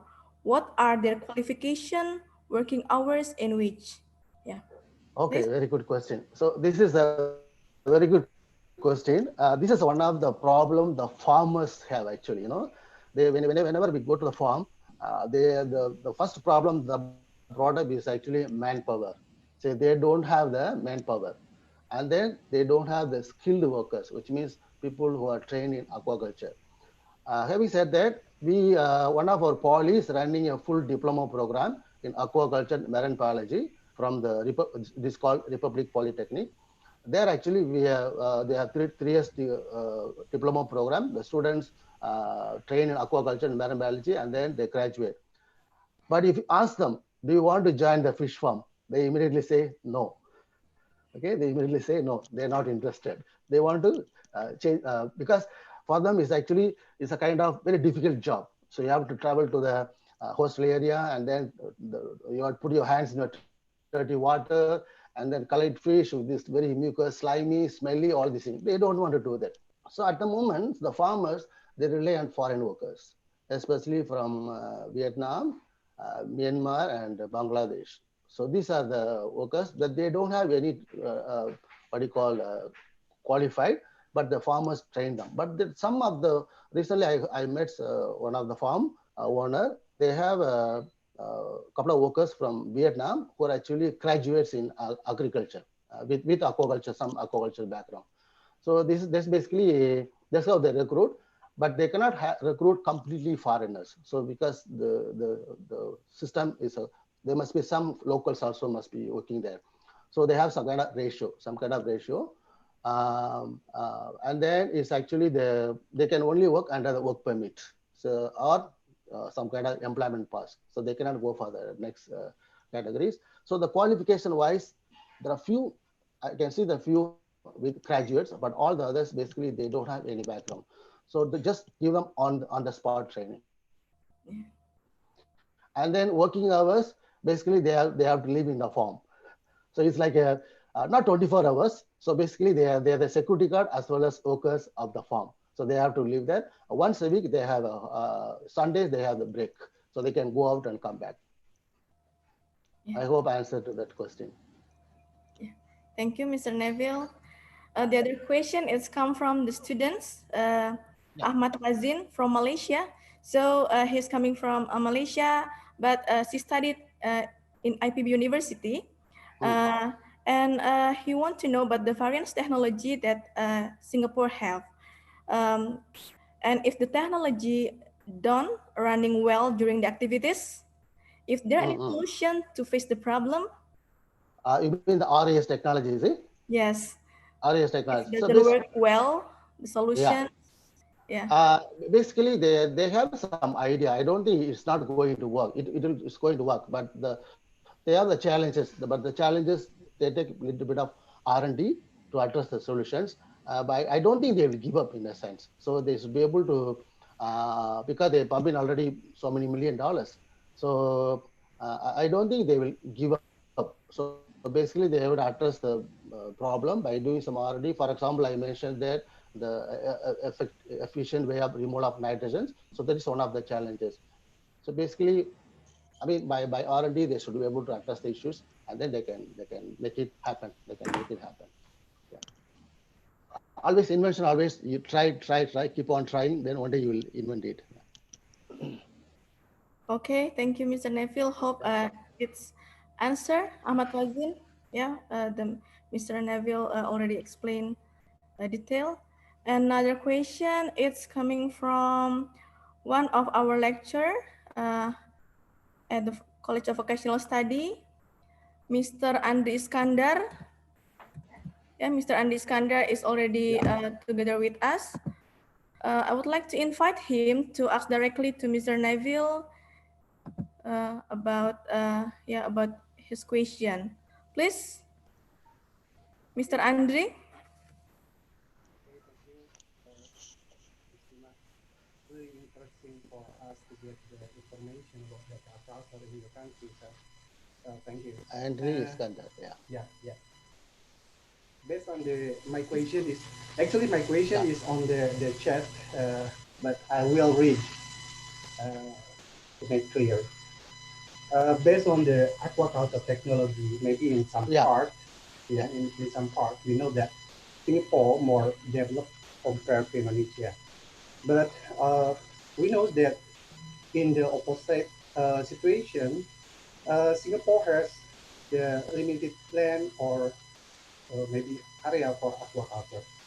And my question is, how about the strategy that your government to handle this situation? And also, I mean, especially for land aquaculture development, and also the strategy for the related university, like your university also, to increase the aquaculture farmer, how to develop maybe their business in aquaculture. Okay. Thank you, sir. Yeah. Okay. There was some background, but I believe I understand your questions. Yeah, the government basically, as you mentioned, we have the limitation of lands, right? So this actually, probably I should have shared this before. The recent strategy, there are actually three types of strategies. Two of them basically in terms of growing fish, growing not only fish, also for the agricultural crops. So what is called, they call grow local. If it's possible,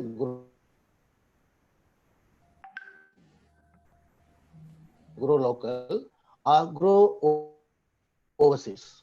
And maybe product. Hello, Mr. Neville. So this is basically what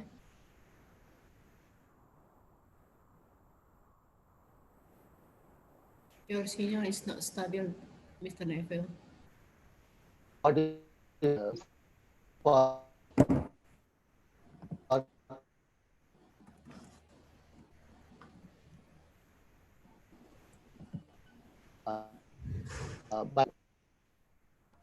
but in this they plan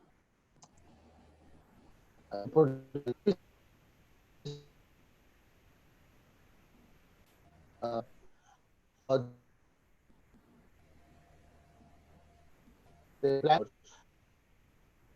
million. Mr. Neville. I think the connection is unstable. And then you can what is uh, uh, uh, very much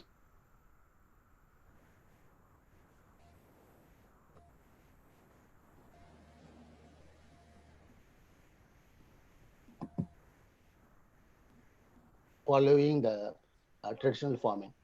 The strategy is basically grow local and grow overseas, and then supply it to the home, bring it to the local. Uh, so that's basically the strategies. I hope I answered to your questions.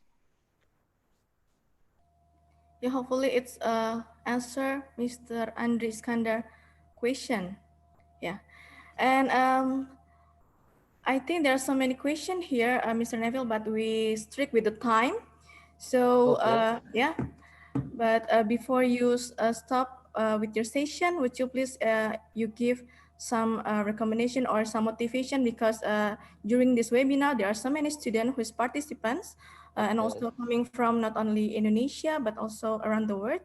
And regarding with the aquaculture sector or industry, like what you said before, the students sometimes they see at the one side because it's only maybe a work in the remote area or wet, something like this.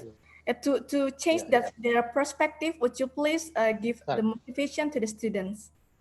Yeah, definitely. It's always like, things are changing. Everyday life is changing, right? The COVID-19, we never expected that, but we try to adapt to that, right? We try to adapt that. We try to do our best to, in order to beat the COVID-19.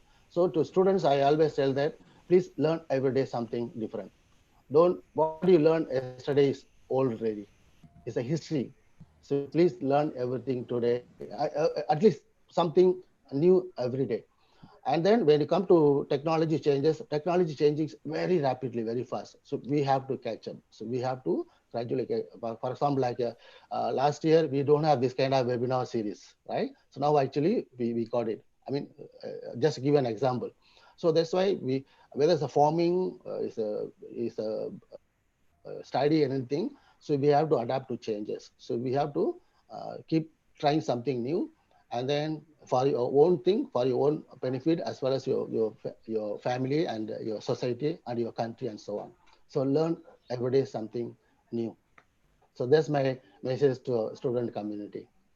Okay, thank you, Mr. Neville, for giving us such informative, interesting presentation and also motivation to our students.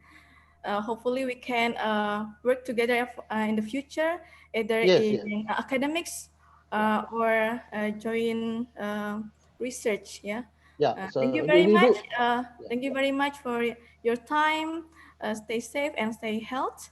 And so, Thank ladies you. and gentlemen, yeah, we already done with the first session, and I would like to invite the second speaker, Dr. Insinyur Arif Daryanto, MHA. He's the Dean of College of Vocational Studies, IPB University. And before he started with the presentation, I would like to read his CV. So he's graduated from the Department of Socioeconomic at the IPB University, and graduated a diploma and master at the Department of Agriculture Economics and Business Management, University of New England, Armidale, Australia, and continue with the PhD in the same university. The positions from 2018 until now, he's a Dean of College of Vocational Studies, IPB University, and also a young professor, Business School, University of New England, Australia. And also he's a head of graduate program, School of Business, IPB University. And until right now, he's a member Dewan Pengawas Pusat Pembangunan Pembiayaan Hutan, Ministry of Environmental and Forestry. Yeah, so please, Dr. Insinyur Arif Daryanto, MHA, the floor is yours.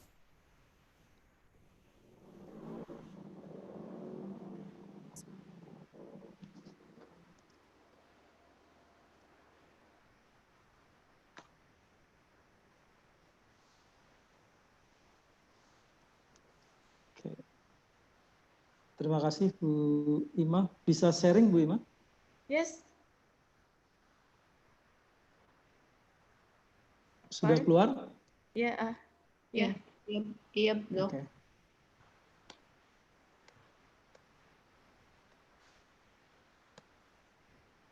Okay. Thank you very much for giving me a chance to present my presentation today.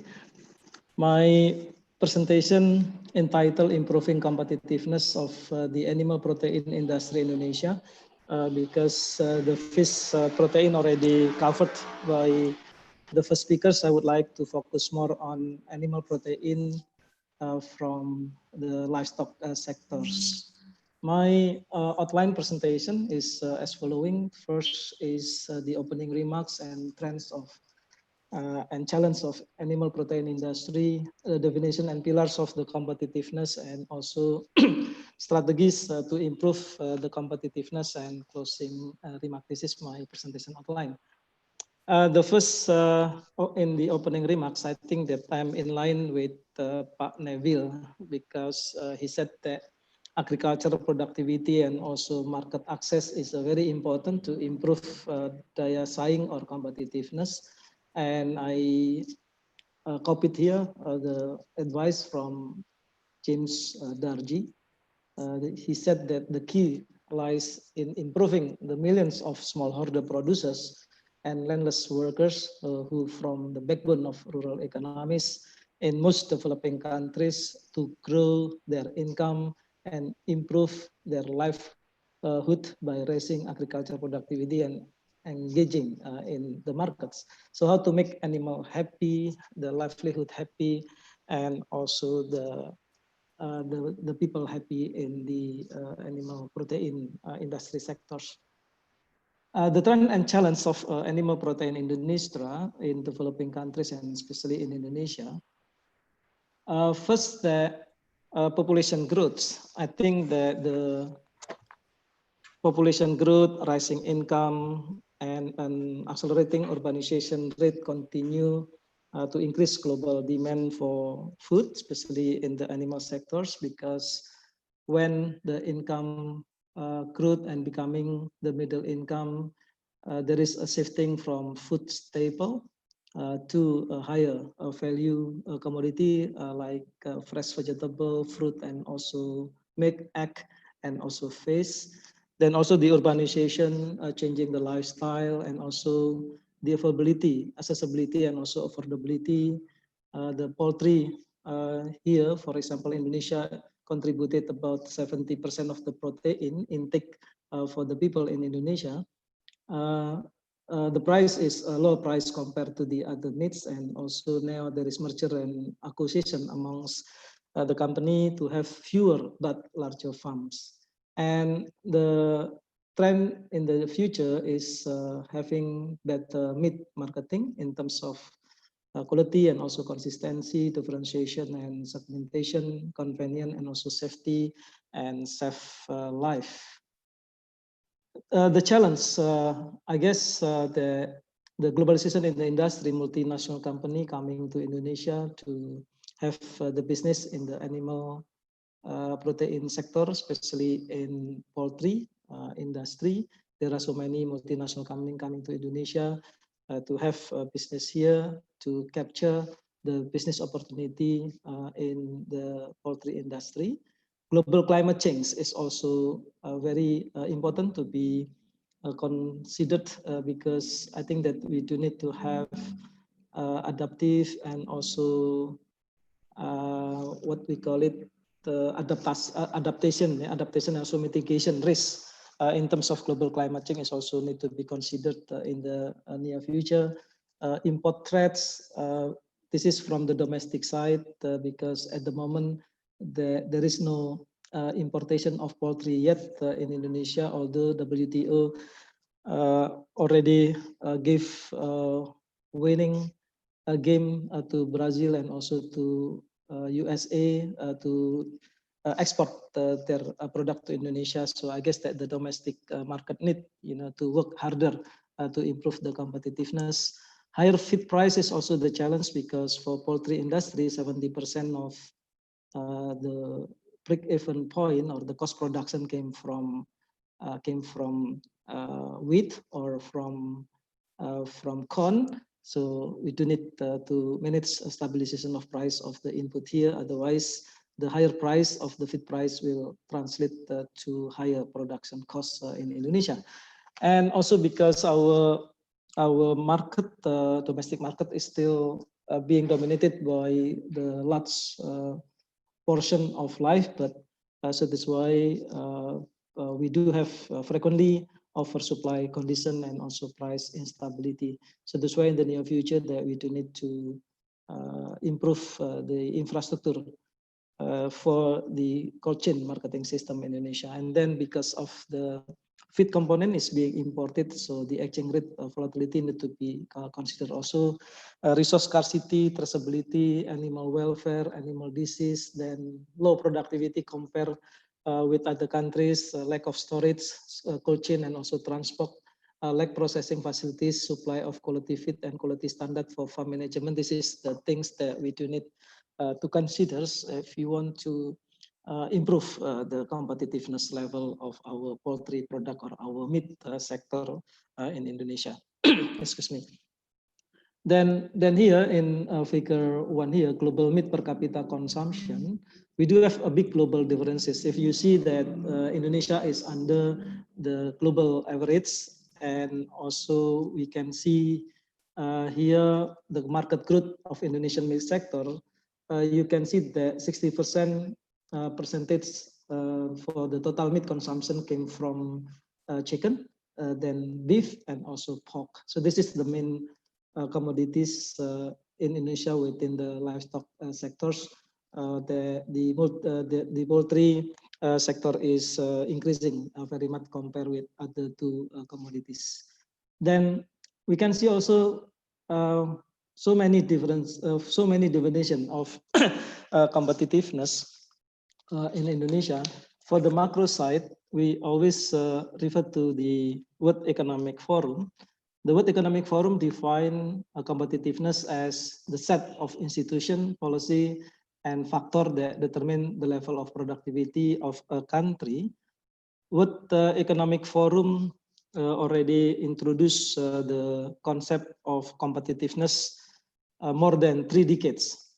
They always publish global competitiveness report, have been studying and also measuring the various factors that underpin the competitiveness of the countries. The first pillar, for example, is institution. The second one is infrastructure. The third pillar is macroeconomic environment. The fourth pillar is health and primary education. A healthy workforce is vital to competitiveness and productivity of a country. Low level of public health, for example, brings significant costs to business, increasing works, absenteeism, and also operating at low levels of efficiency. The fifth pillar is higher education and trainings. The sixth pillar is good market efficiency. And also we do have innovation ecosystem and also market pillars determine the competitiveness level in Indonesia or in a country. And also if we are discussing about the competitiveness level in terms of animal protein sectors, the first, the competitiveness is essentially about advantage in selling product in market. And the second one is that farmers require more efficient, production and efficient supply chain, and also the producing efficiency in terms of improved producers being exposed to international competition to spur innovation and productivity gains. So R&D and innovation vitality is becoming very important to improve the competitiveness. And also depends upon the capacity to be flexible and also adapt swiftly to changing market condition. And the first speaker said that we need to be adaptable to the environment that we are facing. For example, now the pandemic COVID-19 is also changing the consumer behavior. So we do need also to change, to respond changing consumer demand within the limits of sustainability, for example. And also the competitiveness of animal protein sectors can be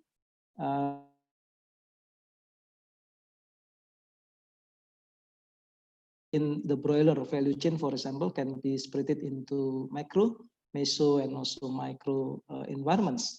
The macro environment, for example, refers to the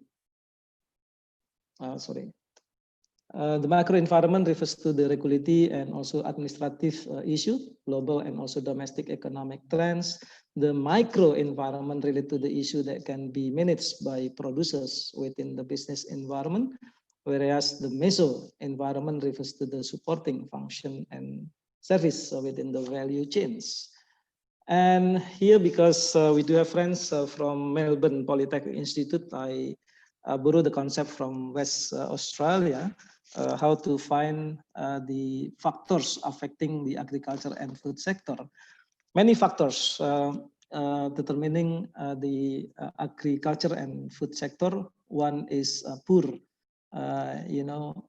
poor supply chain integration, and also poor marketing, high labor costs, lack of branding, and also lack of skill and capabilities, lack of infrastructure, and so on and so on. So we do need to understand the complexity of factors determining the level of competitiveness.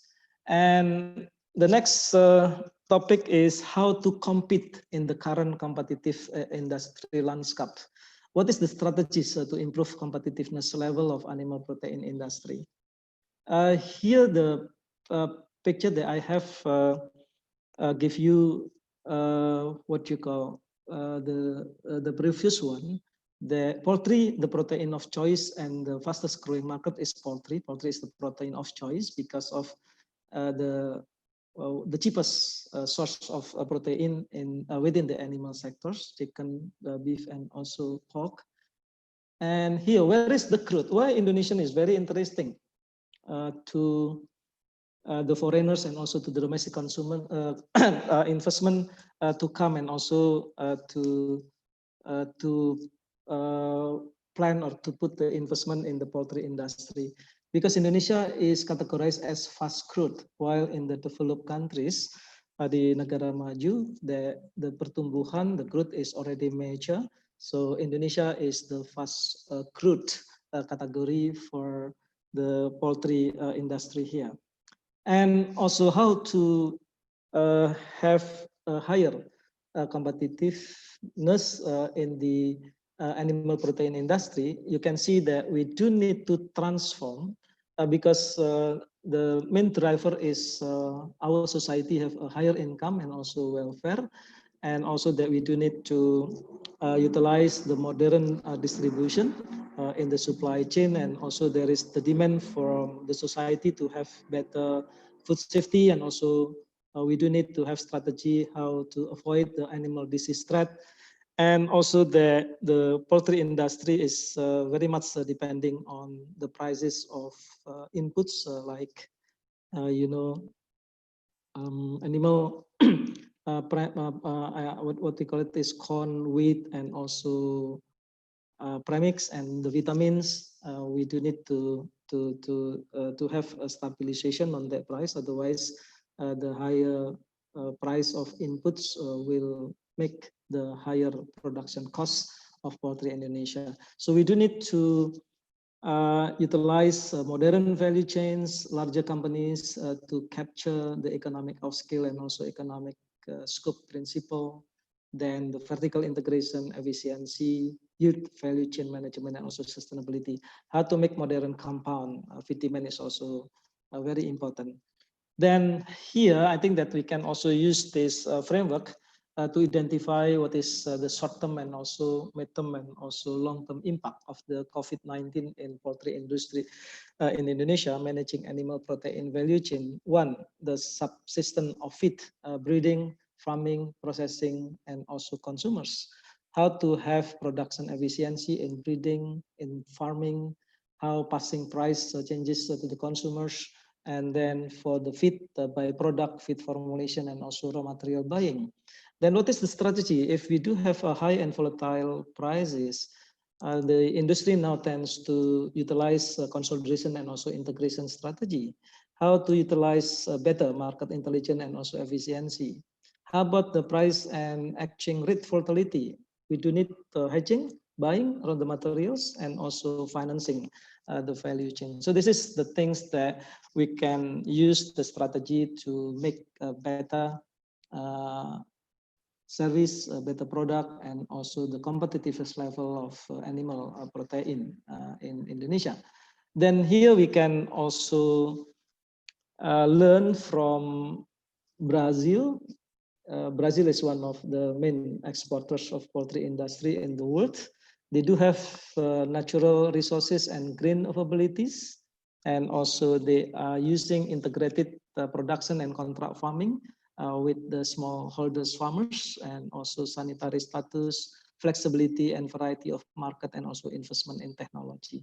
Once again, in developing countries, that we do need to modernize the animal protein sector in Indonesia, because at the moment the live bird is still dominated in the market. So we do need to expand the proportion of frozen, the proportion of further poultry process in the near future. Here, for example, how to make more value addition along the value chains. For example, for the standard chicken, the margin level is low, but if we are selling with the brand, the high margin level, and in between is how to produce premium chicken qualities, value added chicken, and also value added food. So this is poultry value added pyramid. So I think that we do need to change or to shift our paradigm from just only volume to value, the journey of the higher margin. Then also for the current situation for the COVID-19 impact, we see that there is reduced operation of traditional market, shift to modern trade, and also increased use of online platform, shift to homemade meals and also fresh produce, heighten consumer awareness regarding food safety and also hygiene, a shortening of the supply chain due to the increased improvement of online platform. So I think that in the near future, we do need also to change or to make a better infrastructure, especially for cold chain marketing system, because if we do see the data from China, for example, China also learned from Europe, where the comparison of the cold chain network in China and Europe, here you can see that cold chain share of total meat supply in China is less than 40%, in Europe is 90%, more 90%, And also chill and also frozen share of the total fresh meat supply is less than 50%. In Europe, it's more than 90%. And pre-cool share of the total fresh fruit and vegetable supply in China is still only 10%, but in Europe is more than 95%. So we can see here that in the COVID endemic time, the consumer is pushed to choose the non-perishable commodities, then also the food loss and waste in the COVID-19 here now is bigger and bigger. So that's why we do need to improve cold chain marketing system and also cold chain networks in our country. Now is the time to change. Terima kasih Bu Moderator, Bu Ima ya, Bu Ima. Saya tadi bingung Bu Eni, Bu Ima gitu ya. Silakan Bu Ima, saya kira itu presentasi saya, barangkali bisa membuka diskusi. Silakan. Okay, thank you very much, Pak Arif, for such an interesting presentation and great explanation. And I would like to see there's some question here regarding with the topics. And also there is some students from Van Hallenstein and Tarlac Agriculture University would join with in this webinar. So if someone want to ask directly, just write it your name in the question and answer. And before I think, yeah, I want to ask first, Pak Arif, regarding with your with your topics, because it's related with the develop of poultry in Indonesia, and then we already discussed about the comparative between Brazil and also in Indonesia. What's the best strategy in your perspective to develop the poultry industry? Okay, the first one, because the poultry cost of production is determined by the cost of the input, like corn and also wheat. So I guess the first one is how to produce more corn is available in our country, and also the corn is cheaper rather than we are importing from other countries. The formula for the chicken industry is ada ayam, ada jagung, ada ayam. Yeah, there is a corn and there is also chicken. So because 70% of the cost of production determined by the prices of corn and also other grains, you know.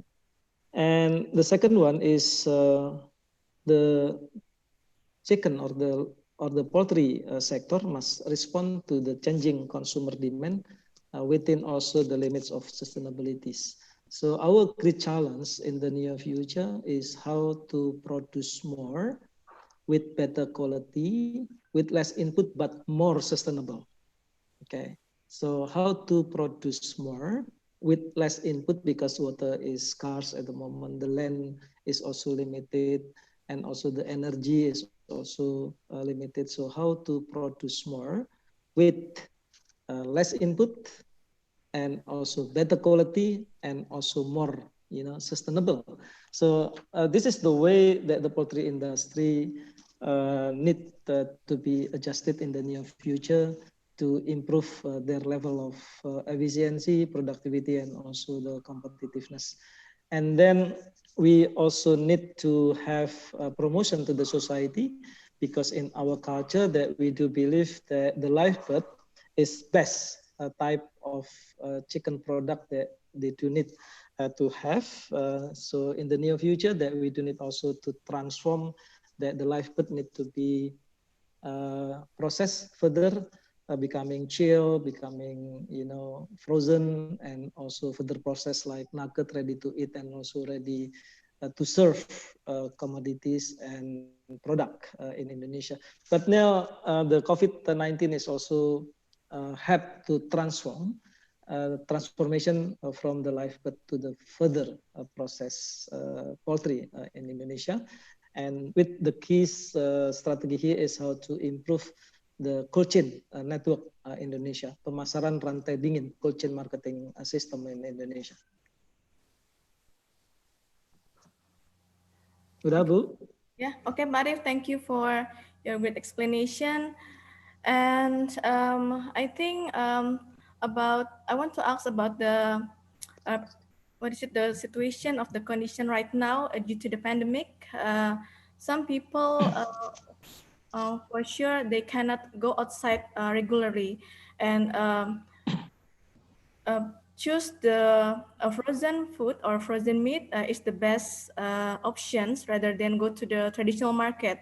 But in Indonesian people, they always think that if we go to the traditional market and then have a look what's have done from the chickens live until they already processing, it's more more accepted in Indonesians perspective. How do you think about that condition related with the pandemic COVID-19? Yeah, it's a hard job actually in developing countries how to promote the frozen and also further process of the chicken. I think that in developing countries having such huge task, how to introduce or to promote trust in the supply chain. But I think that we can follow Thailand way, that the government is banned. The government ban, melarang ban the live bird, commodities in their market because they are exporting to other countries, and Thailand is also one of the biggest export of the poultry product. But Taiwan is exporting further process of chicken to other countries. If there is outbreak salmonella, for example, if there is an outbreak of avian influenza with this zoonosis disease, Thailand will be banned, to export their product to other countries. So that's why the avian influenza is musuh bersama, is enemies for everyone to protect their opportunities to export the chicken product. And Taiwan is also choosing the strategy to export further process. It's not the live, but one is not the carcass, but is further process. And also that during the COVID, we can see the difference is changing consumer. For example, I said before, there is a supply chain is being shortened with the improvement of online platform, right? So now the consumer tends to choose the frozen and also ready to cook and also ready to eat, ready to serve because of the COVID. And this is one of the things that probably one of the impact of the COVID-19 is how to speed up the transformation from traditional supply chain to more modern value chain. This is one of the things that we can learn from the COVID-19, and also the consumer is willing to pay a higher quality of chicken. So I guess this is a good news for us, to transform more the live chicken becoming the modern process industry. So that's why the vertical integration is one of the big opportunity for us to develop that. Okay, thank you, Pak Arif. And there's a question from Melbourne Polytechnic. It's regarding with the waste from the poultry industry can be used to complement to other form of farming, for example, like agriculture. So, so what's the treatment because in the future will cause in the environmental effect? Yeah, okay. That's a good question, a very good question. So we are now introducing what in Australia said circular economy, so zero waste economy. And here the strategy is what we call it is waste not, one not, or the circular economy of the poultry industries. because the consumer now, for example, for the high-end market, for the society that have a high income, they also concerned about the environmental characteristic of the chicken, also animal health, characteristic. The healthy chicken, for example, in Indonesia, the organic is also now. There are some opportunities, and the consumers also now tends to change their preference to the organic and also slow growth. So I guess that is the same in the Australia, that we do need to have more activities or more business on the organic and also slow growth of the chicken, and also no antibiotic use, in the chicken industry. And also there is diversified farming also, chicken with the fish. So that's why the manure can be used for the feed for the fish, and also for the natural manure for agriculture. So this is the thing that we are using, what the concept of circular economy in the poultry industry. Yeah. Thank you, Parif. Another question is coming from the student, Rafika Effendi. She wants to ask about the impacts of agribusiness view, the agribusiness view in sustainable metrics of the livestock quality. Agribusiness view. The impact, what is the impacts of agribusiness view in sustainability metrics of the livestock quality? Okay, well, I think that once again the poultry industry must respond to changing consumer demand within the limits of sustainability. One is socioeconomic changing, for example. The higher income, the society will shifting from staple food to higher value commodities like chicken meats, beef, milk, fruits, and also vegetable. This is one of the things that we do need to save our development. Is not only focused on staple food product, but also higher values commodities. Otherwise, if we are not investing more on the higher value commodities, we always import those high value commodities from other countries. So I guess that there is a shifting budget, or investment from the staple commodities to diversify into the high values commodity like meat and also dairy sector, and also fish and vegetable and fruits. The second one is resource efficiency. The challenge here for the poultry industry is resource efficiency, how to make, for example, the food conversion rate, FCR, at the moment is 1.6 or 1.7, to be 1.2, 1.3, for example. This is more efficient of using the materials, or feed, to grow the chicken. Then also at the moment there is also variety of chicken slaughtered in Indonesia. In Australia, you do have the standard when the chicken could be slaughtered, the minimum standard of weights. But Indonesia, you can slaughter any weights of chicken. There is small chicken, and there is also big chicken, and so on. So we do need to introduce the standard, and also the quality of chicken can be slaughtered, for example. And then also at the moment the contribution of open cage, kandang yang terbuka, masih sangat besar. Is still a big proportion that in the near future the government push the farmers to have a larger size of chicken kandang atau cage. Yesterday we learned from Dutch poultry. The farmers, the average of farmers in Netherlands yesterday, our speaker say is 40,000, minimum for their size of business. So I think that Indonesia at the moment is also directing the ways to have economic upscale in the farm. So that's why the farmers can have at least 20,000 poultry in their size of the business. So I guess that the resource efficiency and also enhance nutrition, because chicken is contributing 70% of the animal protein from within the animal sector, and the government also need to help the farmers to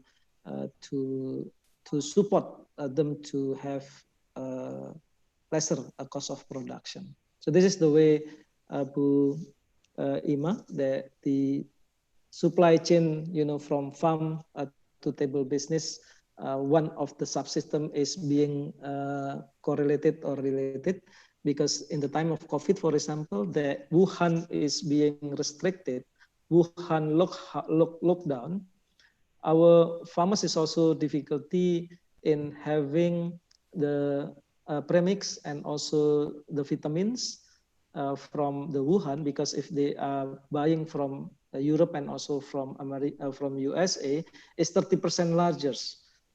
It's more expensive from the Wuhan. So that's why the feed production is also increasing. If the feed production increasing, the old chicken is also increasing, means that the cost of production is also increasing. If the cost production is increasing, it's translating to the consumer price. So this is the way that we do need to analyze for the multiplier effect, backward and also forward linkages in the poultry industry.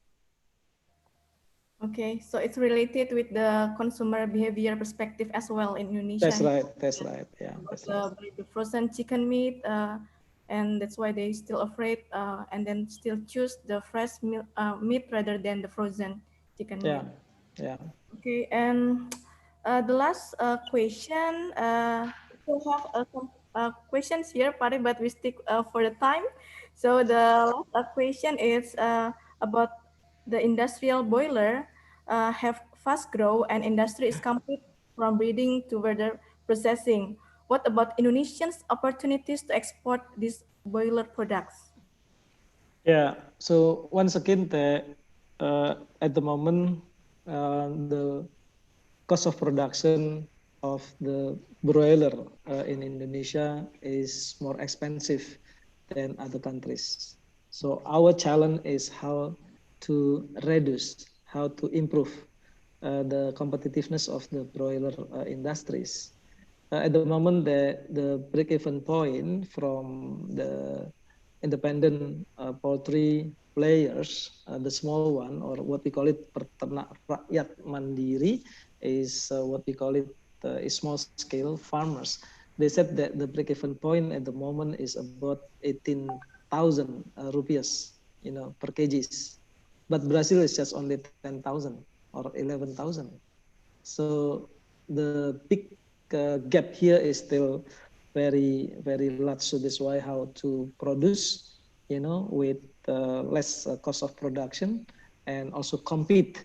But for the export, I guess that we are not competing if we are exporting for the carcass, but if we are exporting the further chicken product like nuggets, ready to meal, ready to eat, and we are also already exporting to Timor-Leste, and also we are exporting to the Middle East, but still in the limited scale. But I guess in the near future, when the vertical integration and also we can produce more grain, especially jagung, corn, and then the chicken industry will be competing in terms of price with other countries surrounding Indonesia.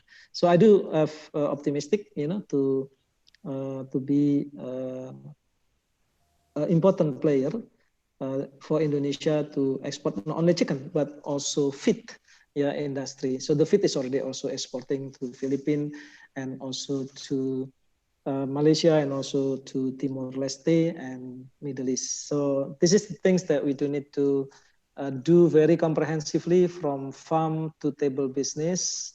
It's not only segmentation, but we do need to have a comprehensive measures, to improve the competitiveness. It's not fragmented, it's not sectoral based, but the whole chain from farm to table business. Okay, thank you very much, Pak Arif, for giving such informative and interesting presentations. And ladies and gentlemen, we finally come to the end of this webinar. So before I close, I would like to take the conclusion from what the speakers have presented. From Mr. Neville about the aquaculture in Singapore, some farms have already developed innovations such as floating closed-contained farming system and adapted Internet of Things or IoT solution, like what's happening in Indonesia today. And there is also an increasingly vibrant aquaculture research and development ecosystem that works closely with the industry to develop solutions and address technology gaps in the sector. In solving its own challenges, the Singapore has the potential to become a leader in tropical aquaculture technology and develop innovation that can benefit the world. Hope it can be followed by Indonesia. And the presentation from Mr. Arif about the improving competitiveness of animal protein in Indonesia. The competitiveness can be separated into macro, meso, micro, environmental. And poultry is the protein choice due to the price. And Indonesia as a developed country, as the growth country, depends on the feed because depend on the proteins and also the vitamin itself. And we can learn from Brazil that Indonesia can need to be improved, do need to expand the poultry process in the future. So I would like to thank so much to the speakers, Mr. Neville, he already left in a few minutes ago, and Mr. Arif for your explanation, and also the participant who very active, and until right now, we still have up to 500 participants, and hopefully the webinar will be beneficial for everybody. Well, before that, please give applause to the speaker by click the symbol reaction in the bottom of the Zoom screen. So please, audience, there's in the bottom of the screen, on your Zoom screen, there's a reaction in the right-hand side, and then you can choose applause, yeah, to the speakers. And yeah, thank you very much. And the next, I will give the time back to the Master of Ceremony as this international webinar. Please, Mrs. Ernie. Yes. Okay. Thank you very much for all speakers. Your presentation is very informative and interesting. It was very precise, and I'm sure all of us relate to every word that you mentioned. Thank you for sharing, and also thank you for Mrs. Ima for guiding the webinar. Ladies and gentlemen, I hope you have found this webinar informative and useful. Thank you for spending time with us today, and just remind you, next week we have another webinar series 8 and 9. And today we finally the end of this webinar, and thank you very much. Wassalamualaikum warahmatullahi wabarakatuh. Waalaikumsalam warahmatullahi wabarakatuh.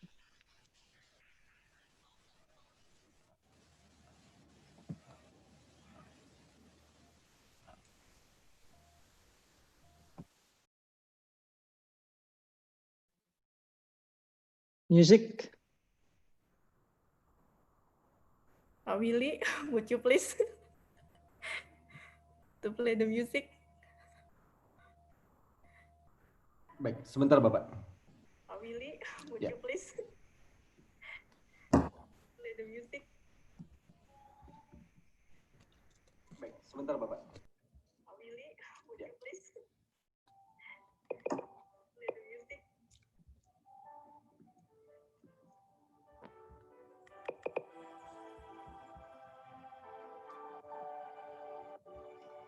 Kampus terbaik, inspirasi, tebarkan harapan. Kampus terbaik, inovasi, wujudkan impian. Kampus terbaik, integritas, kuatkan tujuan. Kampus terbaik, beri terbaik untuk negeri, untuk dunia, umat manusia dan alam semesta.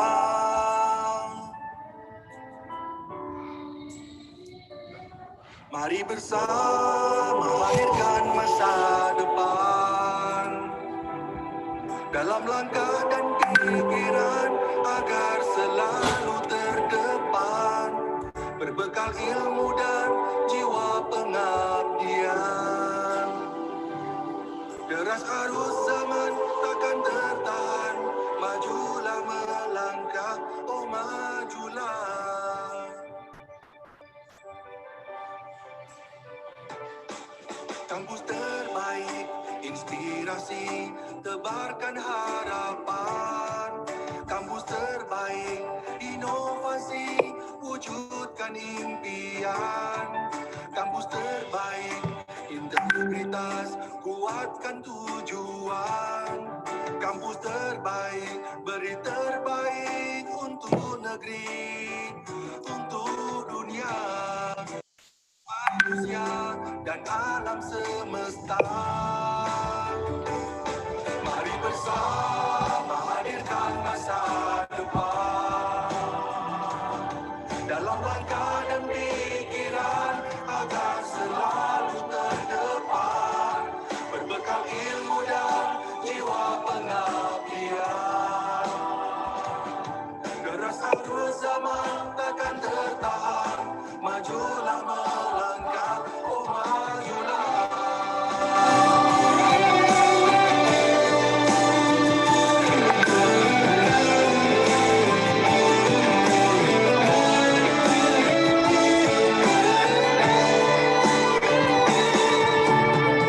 Terus berpacu dalam keunggulan, lincah pembelajar untuk kehidupan. Inilah semangat baru, tekad raih kesempatan, wujudkan kampus terbaik selamanya.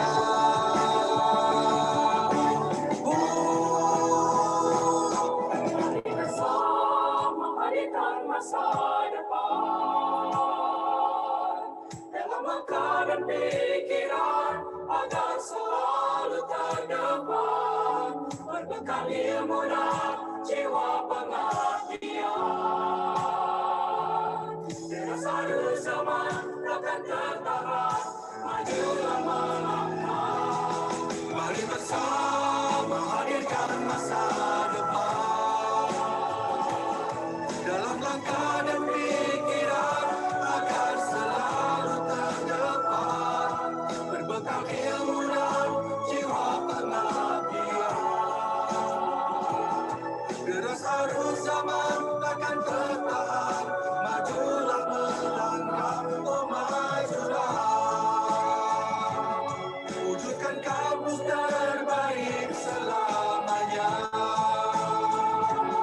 Wujudkan kampus terbaik selamanya. Wujudkan kampus terbaik selamanya. Wujudkan kampus terbaik selamanya.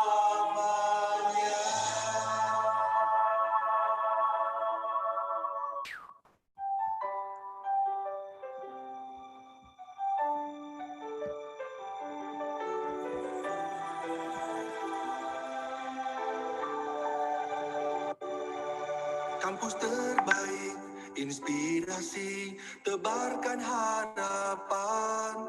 Kampus terbaik, inovasi, wujudkan impian. Kampus terbaik, integritas, kuatkan tujuan.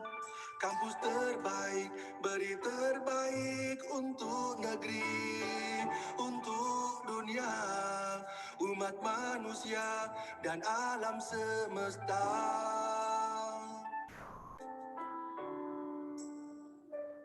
Mari bersama hadirkan masa depan dalam langkah dan pikiran agar selalu terdepan, berbekal ilmu dan jiwa pengabdian.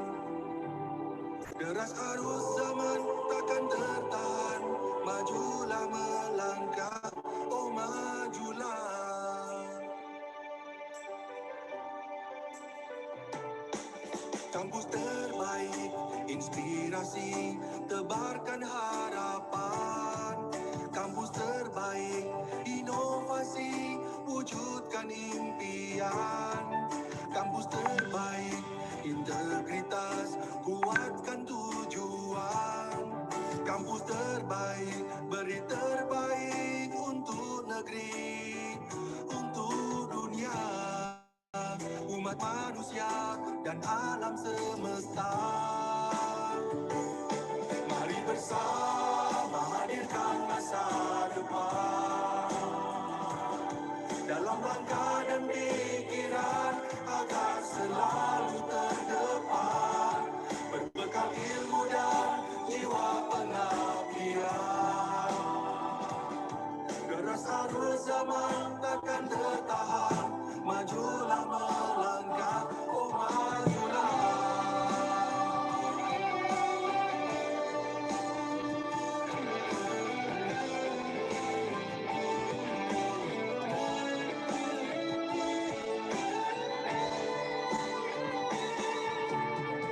Terus berpacu dalam keunggulan, lincah pembelajar untuk kehidupan. Inilah semangat baru, tekad raih kesempatan, wujudkan kampus terbaik selamanya.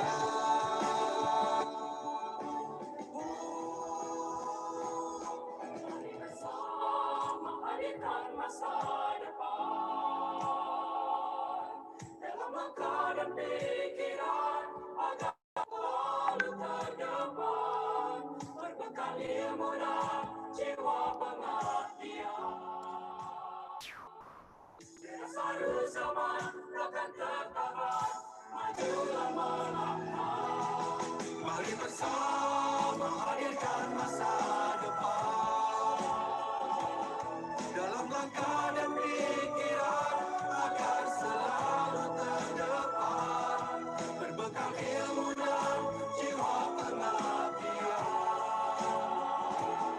Deras arus zaman takkan tertahan, majulah melangkah, oh majulah.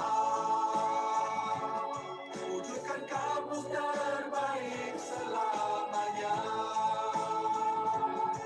Wujudkan kampus terbaik selamanya. Wujudkan kampus terbaik selamanya. Wujudkan kampus terbaik selamanya.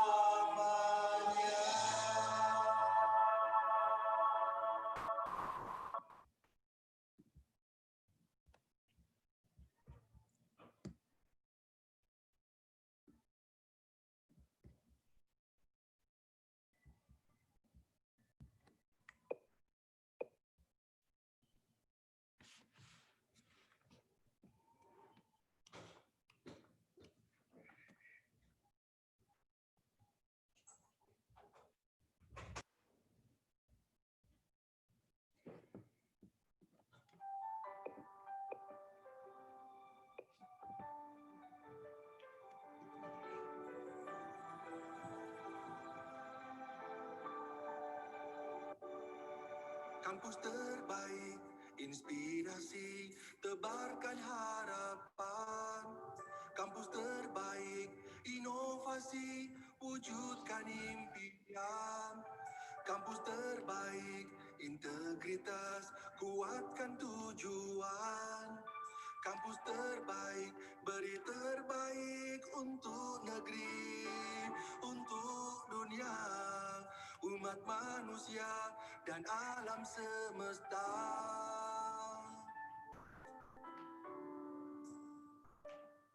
Mari bersama hadirkan masa depan dalam langkah dan pikiran agar selalu terdepan, berbekal ilmu dan jiwa pengabdian.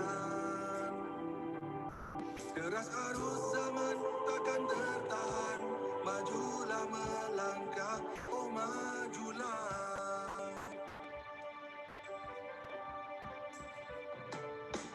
Kampus terbaik, inspirasi, tebarkan harapan. Kampus terbaik, inovasi, wujudkan impian. Kampus terbaik, integritas, kuatkan tujuan. Kampus terbaik, beri terbaik untuk negeri, untuk dunia, umat manusia dan alam semesta.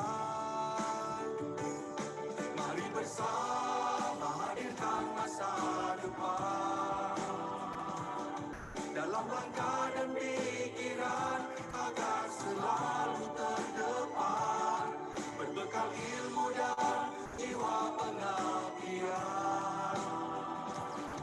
Deras arus zaman takkan tertahan, majulah melangkah, oh majulah.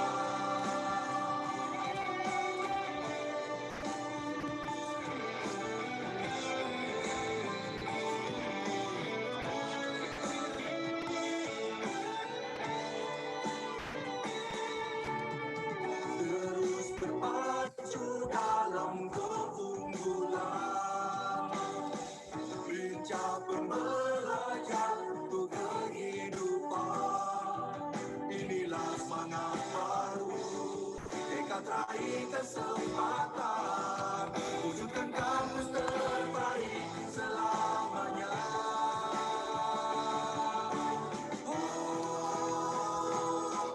Mari bersama hadirkan masa depan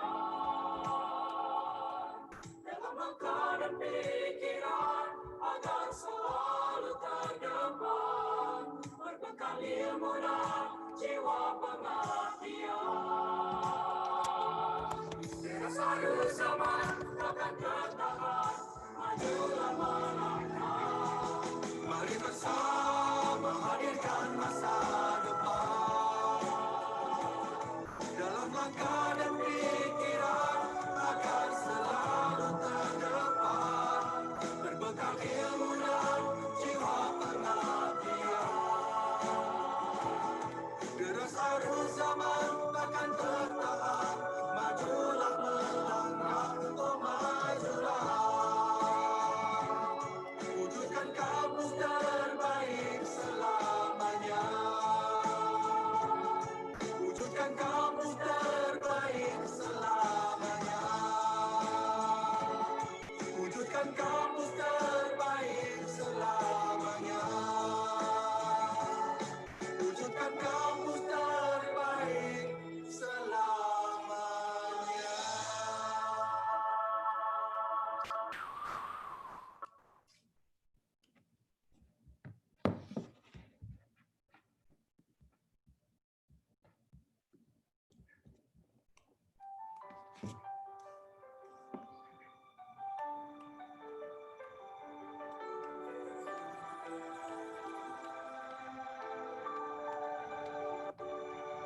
Kampus terbaik, inspirasi, tebarkan harapan.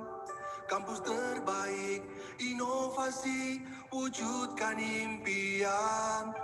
Kampus terbaik, integritas, kuatkan tujuan. Kampus terbaik, beri terbaik untuk negeri, untuk dunia, umat manusia dan alam semesta.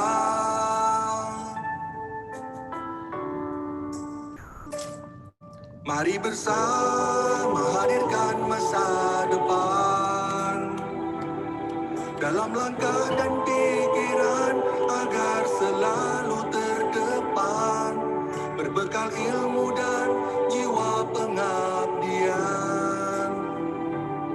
Deras arus zaman takkan tertahan, majulah melangkah, oh majulah.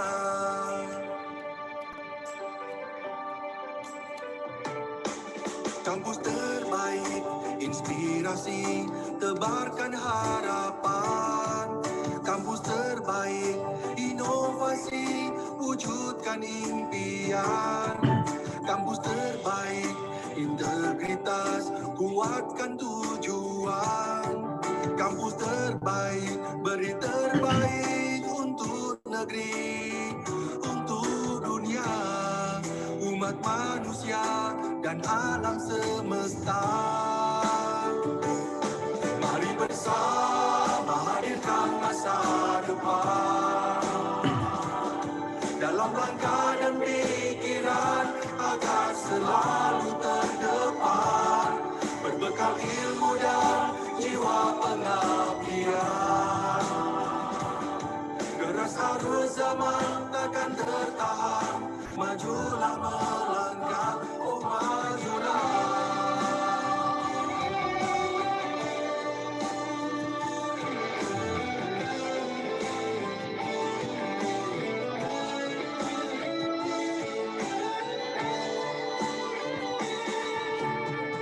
Terus berpacu dalam keunggulan, lincah pembelajar untuk kehidupan.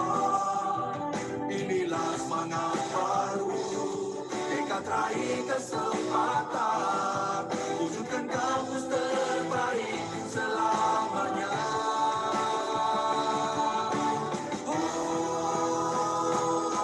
Mari bersama hadirkan masa depan dalam langkah dan pikiran agar selalu terdepan.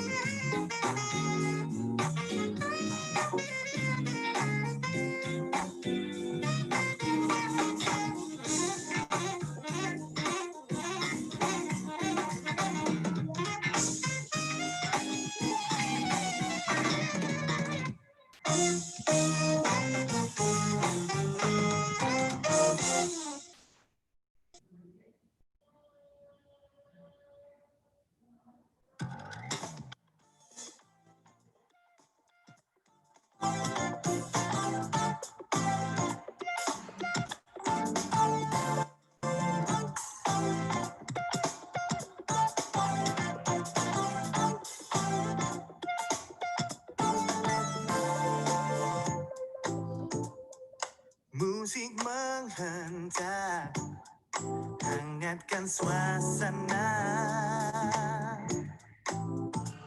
Ada seorang sosok indah, dia berdansa. Semua hasrat tertuju padanya. Oh cantik kau panaskan pesta. Lalu ku hampiri dirinya. Ku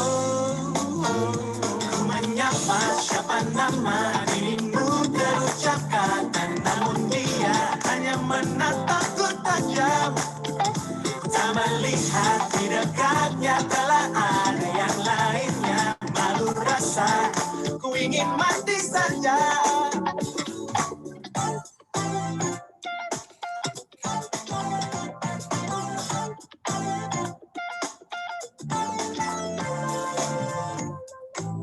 Ku terkejap membayangkan bersama dengannya,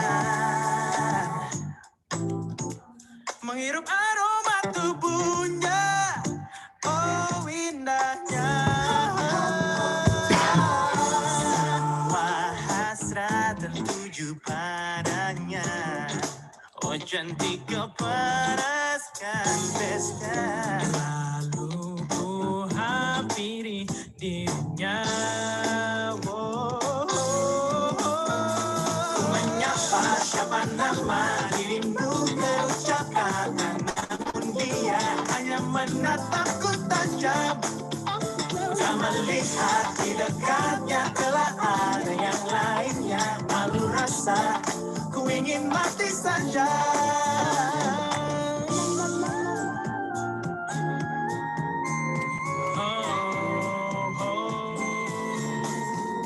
Lupakanlah semua.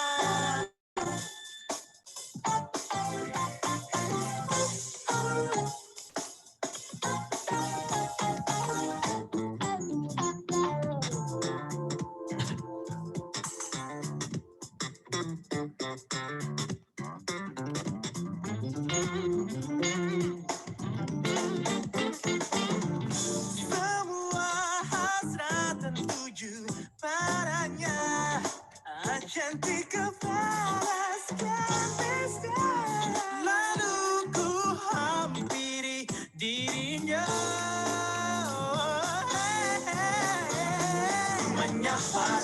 nama dirimu terucapkan, namun dia hanya menatapku tajam. Tak melihat di dekatnya telah ada yang lainnya. Malu rasa ku ingin mati saja. Menyapa siapa nama dirimu terucapkan, namun dia hanya menatapku tajam. Tak melihat di dekatnya telah ada yang lainnya. Malu rasa ku ingin mati saja. Menyapa siapa nama dirimu terucapkan, namun dia hanya menatapku tajam. Tak melihat di dekatnya telah ada yang lainnya. Malu rasa ku ingin mati saja. Menyapa siapa nama dirimu terucapkan, namun dia hanya menatapku tajam. Tak melihat di dekatnya telah ada yang lainnya. Malu rasa ku ingin mati saja.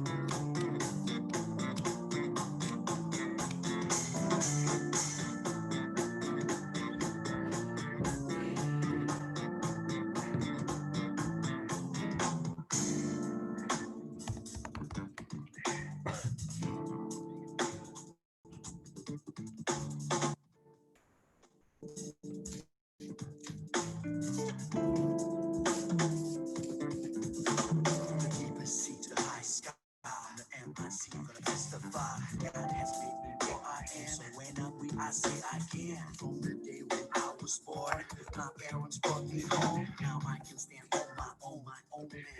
And yeah, I thank you and I gotta say to you, I praise you and I embrace you and I thank you and I gotta say to you and I praise you and I embrace you. 7 days in a week, 365 in a year. Never leave me sick and weak. God will always be right here. Living so beautiful, though I acted like a fool. Too fast, never too late, 'cause you're the best. You are truly great, yo.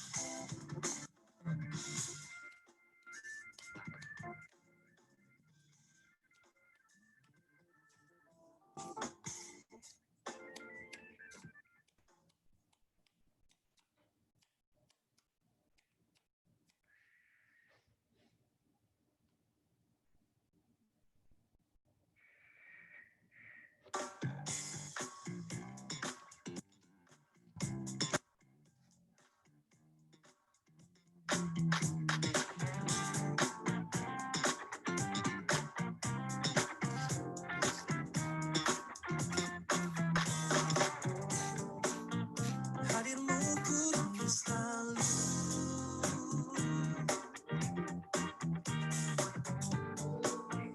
temani hampa sepi lelahku.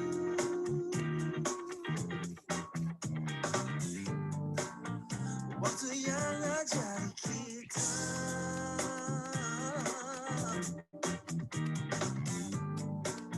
cara untuk saling menerima. Cara pernah tersirat, walau hanya sejenak. Cinta yang telah terbina terbagi dua. Dengarkanlah bisikku, dirimu yang selalu dalam hayalku. Rindu selalu ada dalam bentukmu yang ku impikan hanya bahagiakan kamu.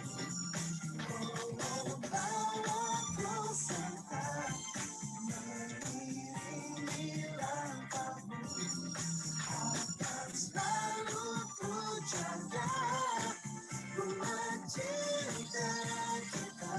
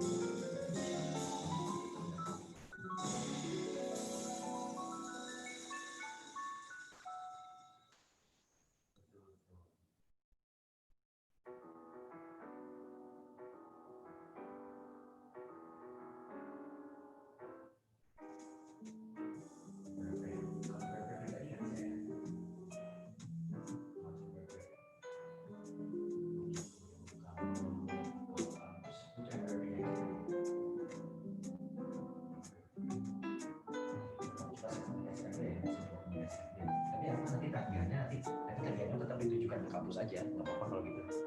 Kalau gitu nanti nggak apa-apa ke kampus aja deh.